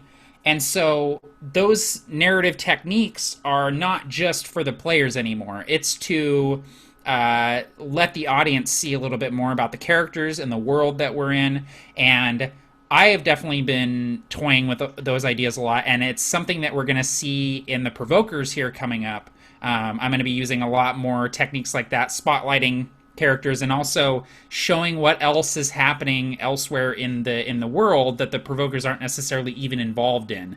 And I think that's going to be something that will be cool, I think. And I think it's a cool thing that you do that, Parker. So Yeah. I think I'm excited for that. That sounds awesome. Well, and can I just, ahead. before we move on to the next question, Barker, can I just pay you 2 huge compliments? Yeah, sure. Right? So Can I ask a question? Can I ask a question? So the 2 things. The first thing is, by opening up the way that you're doing that, I've never played in a game where someone has done that. Yeah. And so by opening up like that, let me tell you what happens. I sit at the computer, and this is real life. I'm sitting in my house. You know, I've got things kind of okay. I'm sitting down ready to play. And what you do is you slowly suck me in. And everything around me starts to get just this soft focus. And I'm in your world. Within the first 5 minutes, as you suck me in like that, I'm like, I'm listening. I mean, for this session, when you got to the end of the description, I was like, yeah, you just keep talking. We're not even going to play tonight. So that's compliment number 1, which is it's brilliant. I think you do it to great effect and at the right length. The second thing is... That's the coolest thing anyone's ever said to me, by the way. I'm well, ready. And it's recorded. Do you have a Valentine? Now I do. His wife's out of town, man. I gotta be a better Valentine. Barker and Tim sitting in a tree. ROLLING. Right? So here's the second huge compliment, and I wish I would have thought of this before you because it's a cool idea that I was like, man, that guy nailed it. I've never heard a DM use an in-game character as the overall narrator. Yeah, me neither. That crushed me. You're Yeah. like, so Salin. And I was like, this guy sucks. He's so good. I was so jealous that you did that. So I know. And I it hate makes you, the- Barker. What, you mean the voice, the accent? Yeah, you whether now maybe you did it on accident, but when you were explaining everything exposition-wise in the beginning, it was the same voice as the Khan we met, as though he were telling the story in Medias Res. And I thought, I hate how good that is, and that I didn't think of it and make a video. Dude, it's like Galadriel telling the story of the ring at the beginning of Fellowship. It's like you're having somebody from the world do the recap, and I just feel like a boob because I just say, "Hey, Nate, do the recap." Like every session of the Provokers, I just feel like such a boob. That's one of the main things is writing that out and making the recap or really just the start. Is I remember trying that once. And I'll never forget this moment because it was like one of the first times I DM'd. I think Tim knows the story. And I'm going, I've got this really cool thing written, and we're excited. And, I'm in the middle of talking. There's like 5 people around the table. We're playing with my family. And my dad, son of a bitch that he is, gets up and he goes to get his pizza out of the oven. I'm like, what the? I'm in the middle of this paragraph that I painstakingly crafted, And he gets But what up if his and I'm pizza like, burned? Yeah, I'm like, what are you? I tried to it ignore was like it was like a movie. But he scraped the chair. Was like, I just tried to ignore it. and he like gets up. Yeah. Now James has got this. James has got this piece of paper, and he's like, and slowly you see, and he was doing a good job reading. Slowly you see the human body. Like, nah, I'm not in for this. I'm going to my pizza. It's taken 20 minutes to get everybody to sit down. We have a late start time because somebody's getting off of work. And like I said, finally they're sitting down. Everybody's quiet. I'm reading this, flavor text. And seriously, I'm just ignoring it. And then the chair, and then the oven, and then he like burns himself on it. It's like, and I'm like, what the hell are you doing in there? No joke. And my dad, when you hear him talk, he really talks like this. So it's like he's got this New York accent. And he, Timmy. So you hear him in the kitchen. And he goes, Jesus, I burned. And I'm like, I'm trying to be cool about it. I'm like, Dad, will you just sit down? He's trying to play it cool. And he's like, no. He's like, no, go ahead. No, Sorry, I'm listening. I'm listening. Don't wait for me. And that's fine. Okay. Peg, So I keep Peg, going. you want some soda? Yeah, and I'm like, Get pizza. Where are the Cheetos? yeah. Dude, right? That's what it was. But I do think that it makes the world so much bigger to A, talk from someone else's perspective, and like Matt, like you said, that idea that you can, like any good movie or television show, you cut to the villain, and you show him torturing someone. It's not like it's like the PCs can't do anything about it, but it further establishes how terrible they are, or the bad things they're doing, or foreshadows something to come. You might even tell the characters they're walking into a trap. Because you should, it's like little things that aren't going to ruin it meta-wise, where they know it's an ogre, so they're going to, do this or that. But I think it can really add that really cool element, especially for watchers. Yeah, it's meta. It's harmless meta knowledge because it's not like the party is going to go, oh, the corruptor's going to this location. We gotta go there. Guys, like we gotta get there quick. It's like on foot. Yeah, on foot. It's like it just would not happen. It only increases the sense of dread and urgency for the party if you're doing something like that with, say, the villain, and it makes it more entertaining, I think, especially if you have, like we have, people watching us play, which is a new thing. That's in the last 5 years or whatever that started happening. So, well, first off, again, thanks. Regarding James's story about his dad getting up and walking over. That's an awesome story, dude. I had actually a moment of that in this game because I had practiced you can hear my cat. I had practiced the Rod of Seven Parts spiel for a time, and I was really excited about that because you wanted some tropes, and that's like my favorite thing ever, and I've never ever used it in a campaign ever. And I was just really pumped. And then when she opens the book, and Matt's like, "Hold up, got to get a soda," and he leaves. Oh, and then I'm like, so sorry. I start describing the pretty drawing on the side of those sheets of paper. There's this nice weaving drawing pattern on the sides, and how old it is. And I'm really slowly. God, I'm the absolute worst because I'm like, you're like, okay, you open the book, and I'm like, no, this doesn't concern me. I just like, I'm gonna go use the can. Yeah. Warlocks don't need books for magic. My character doesn't care about this. I'm sorry. You did a great job because I came back and sat down and I was like, oh cool, I didn't miss anything, and it was perfect. Yeah, we did. We were all quick too. We were like, no, I know. No, that was perfect. That was perfect. Man, yeah, and I was just messing with you. It was fine. It was just keeping me on my toes. Like, oh shit. Yeah. What does the book look like? It's just funny because I have a YouTube channel where I tell people how I think you should play D&D and run D&D, and then I break my own rules all the time. It's just terrible. Me too. I want to know Matt's opinion on this question, this final question, and then we'll probably call it a night. Yeah, sounds good.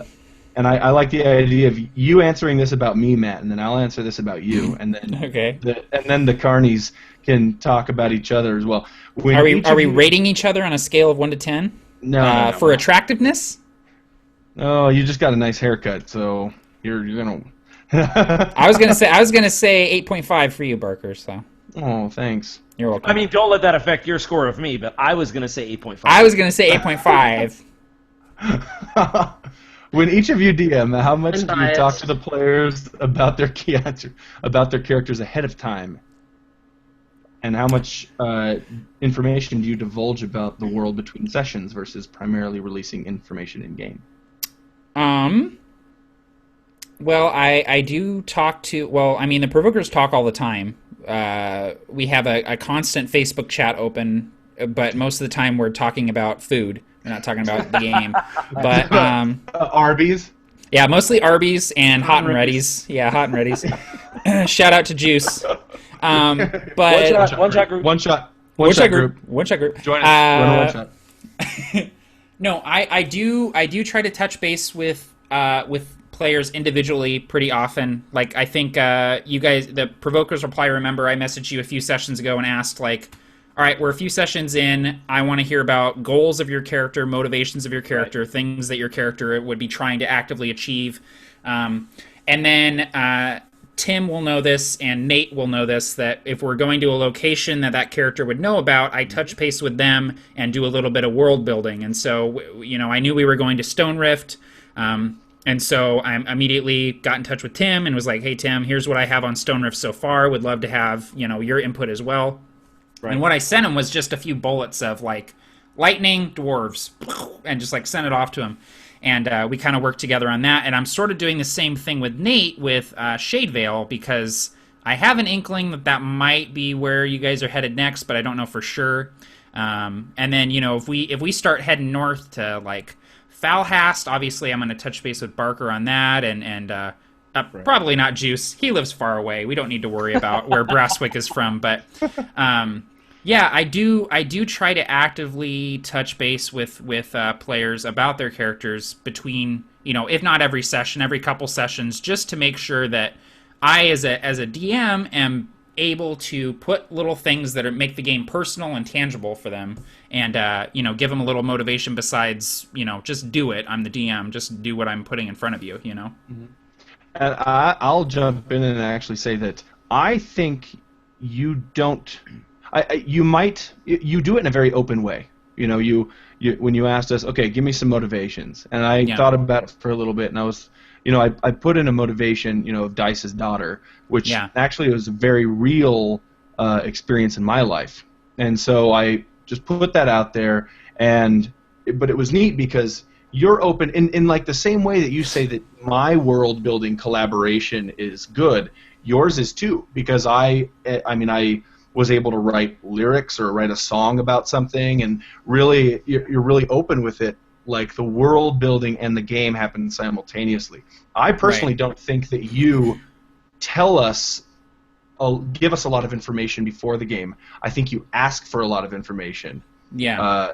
And we'll throw stuff at you. And the coolest thing about you, Matt, is you are a yes and guy. Yeah. Very much so. Yeah. Well, and I is awesome. I think it's the same thing with you, Barker, with the yes and I think that.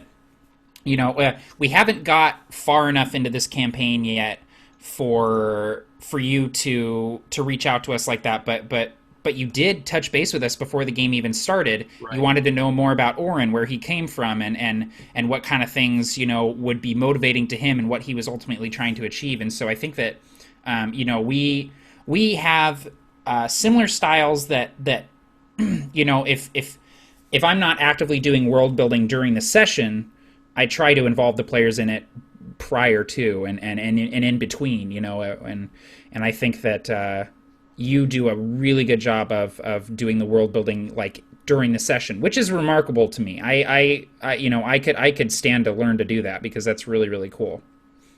Yeah, and as someone who has awesomely been able to have both of you as a DM, which I'm spoiled. Bow down before the gloriousness of Matt and Barker. Of both of us. Well, and the T-shirt. And yeah, you do, and that's. I'm gonna probably get one this weekend. That's FistfulofDice.com. Do it big. It's kind of echoing what you ended up saying at the end of your statement, Matt. But it's since I've seen both. Matt's very open, and like you said, he asks the questions, but it's before the session. It's the prep. Like, hey, I'm going to do this. What do you think? Now, the thing that's really cool about that, you never know exactly how it's going to manifest. It's like, hey, I'm going to probably do something with an ancestor of yours. What's an ancestor or two that might have X? And so you throw out a couple of things, and then he surprises you as it unfolds. Barker, and if I had to liken it under musical styles, it's improvisational jazz playing with you, man. Yeah. It's literally just, you put a bunch of people in a room, and what sound are we going to make tonight? And you're not afraid to throw it to, hey, name the moon. The moon, not the shack, not the town. Name the moon. And so to me, it's very interesting to go ahead and then you allow us to take it as far as we want. It's not just naming the moon. It's like, well, I'm going to come up with a story for why it's called that. I mean, what do you think I am? And the final and that's it. The final thing I was going to say is I believe that both of these groups are groups that you can trust to do it. We love it enough. We care about it enough. We're going to do what serves the world and the party before we do what serves the character and us, I think. Yeah. So that's just my 2 cents on both of your styles. Matt, you do it beforehand and then let it play out organically, and then Barker, you're that cartoon character that's running and building the bridge as you're running. Well, Yeah, thanks for that, I greatly admire Barker's ability to think on his feet. That is for sure. Yeah.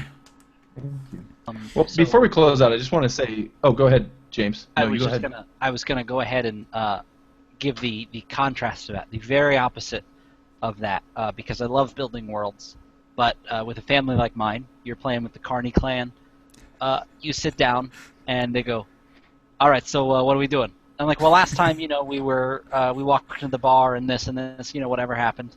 And you start telling them what abilities they have. I'm like, "Actually, you have the, you come to get them." I'm like, "Oh, I have that Yeah. ability? Oh, I could track them. All right, what do I do?" I'm like, "Well, you roll the die," and it's like we played with my dad, and I hate to keep harping on him because all I my know, family poor does stuff dad. like this, but Our brother Matt, he's another big one. yeah, like he kept rolling the D8. Every time we're like D20, and he'd roll high. He'd get good rolls, but he's rolling the D8. We're like, D20. He was rolling a Oh. D12.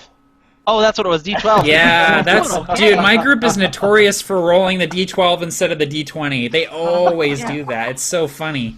So yeah, it is a very interesting, because in that case, it's not like, it's almost harsh to say it this way, but I don't trust them with building my world.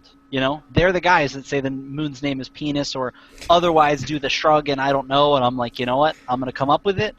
But it's very beer and pretzel-y, and it's just like, what are we fighting tonight? It's not I don't care. I don't care what the moon's called unless it gives me more armor. And if I name the moon, can you give me a shield that looks like the moon? The moon's called +2 AC. Yeah. So yeah, It's That's a true. masterwork, Moon. Yeah. Adamantium moon. Ooh, a moon made out of adamantium. Holy crap.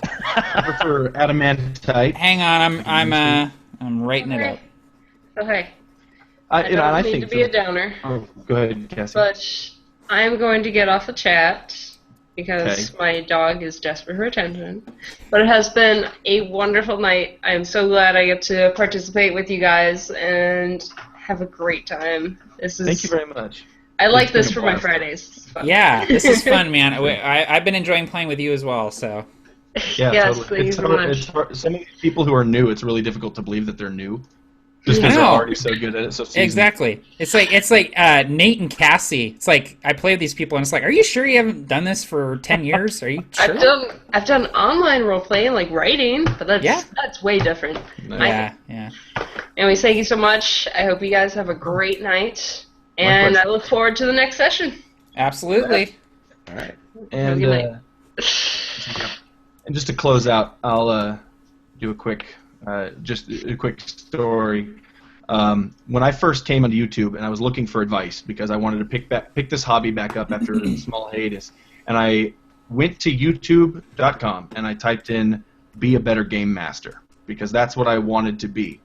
And I didn't find anything called that, but I found two channels. I found Esper the Bard. I can't remember. He's Esper the Bard now, which is so He's much easier to pronounce. Yeah, Esper. And I found A Fistful of Dice. And the coolest thing about finding your channel, Matt, and then through that tons of other channels, was that I realized that I already was a better game master. That there's no information out there in the space that you, and I'm talking to you at home, anybody watching this, there's no information that you don't have to be better at this. It's one of those things where you have it, you just got to realize you have it. And that's what Matt's channel showed me, that's what Esper's channel showed me, that's what the main man showed me, all of these different channels. And now I got Tabletop Terrors to show me that, and I keep, Philip Posey, I just keep tuning into all these different channels, and they keep telling me that I've already got it. And that's the coolest thing. So when I named my channel Be a Better Game Master, it was not a, hey, come talk to me and I'll make you a better game master. No. It's, hey, come listen to some other schmuck who never had it until he realized he had it, and then realized that you've got it too, man. Because in my opinion, this is easily the best hobby that I've ever taken part in my entire life. It is the single greatest hobby in the world, man. There's nothing better than this. I agree. And so cheers to everybody for tuning in. Thank you very much. I'll keep you posted on prep videos and when the Winds of Salin Session 3 will come out. And thank you very much, gentlemen. We've got Tim and James from Tabletop Terrors. Yeah. And of course, we have the Matt Click from A Fistful of Dice, and I'm Barker. So thanks very much. Oh, and before we end, are we still live? Mm-hmm. A week from this Sunday, the Provokers ride again. We're going to be back from our hiatus. We've been gone for 2 months. We're coming back with a bang. So tune in next Sunday for some Provokers action. Yes, and of course that will be on A Fistful of Dice's A Fistful of Dice YouTube channel. And if you go to Facebook and find the A Fistful of Dice Facebook community, then you'll be able to jump on there, and he keeps you posted on all the games. So exactly. Everybody have a wonderful day, and Godspeed. Double tap peace. Guys. Last.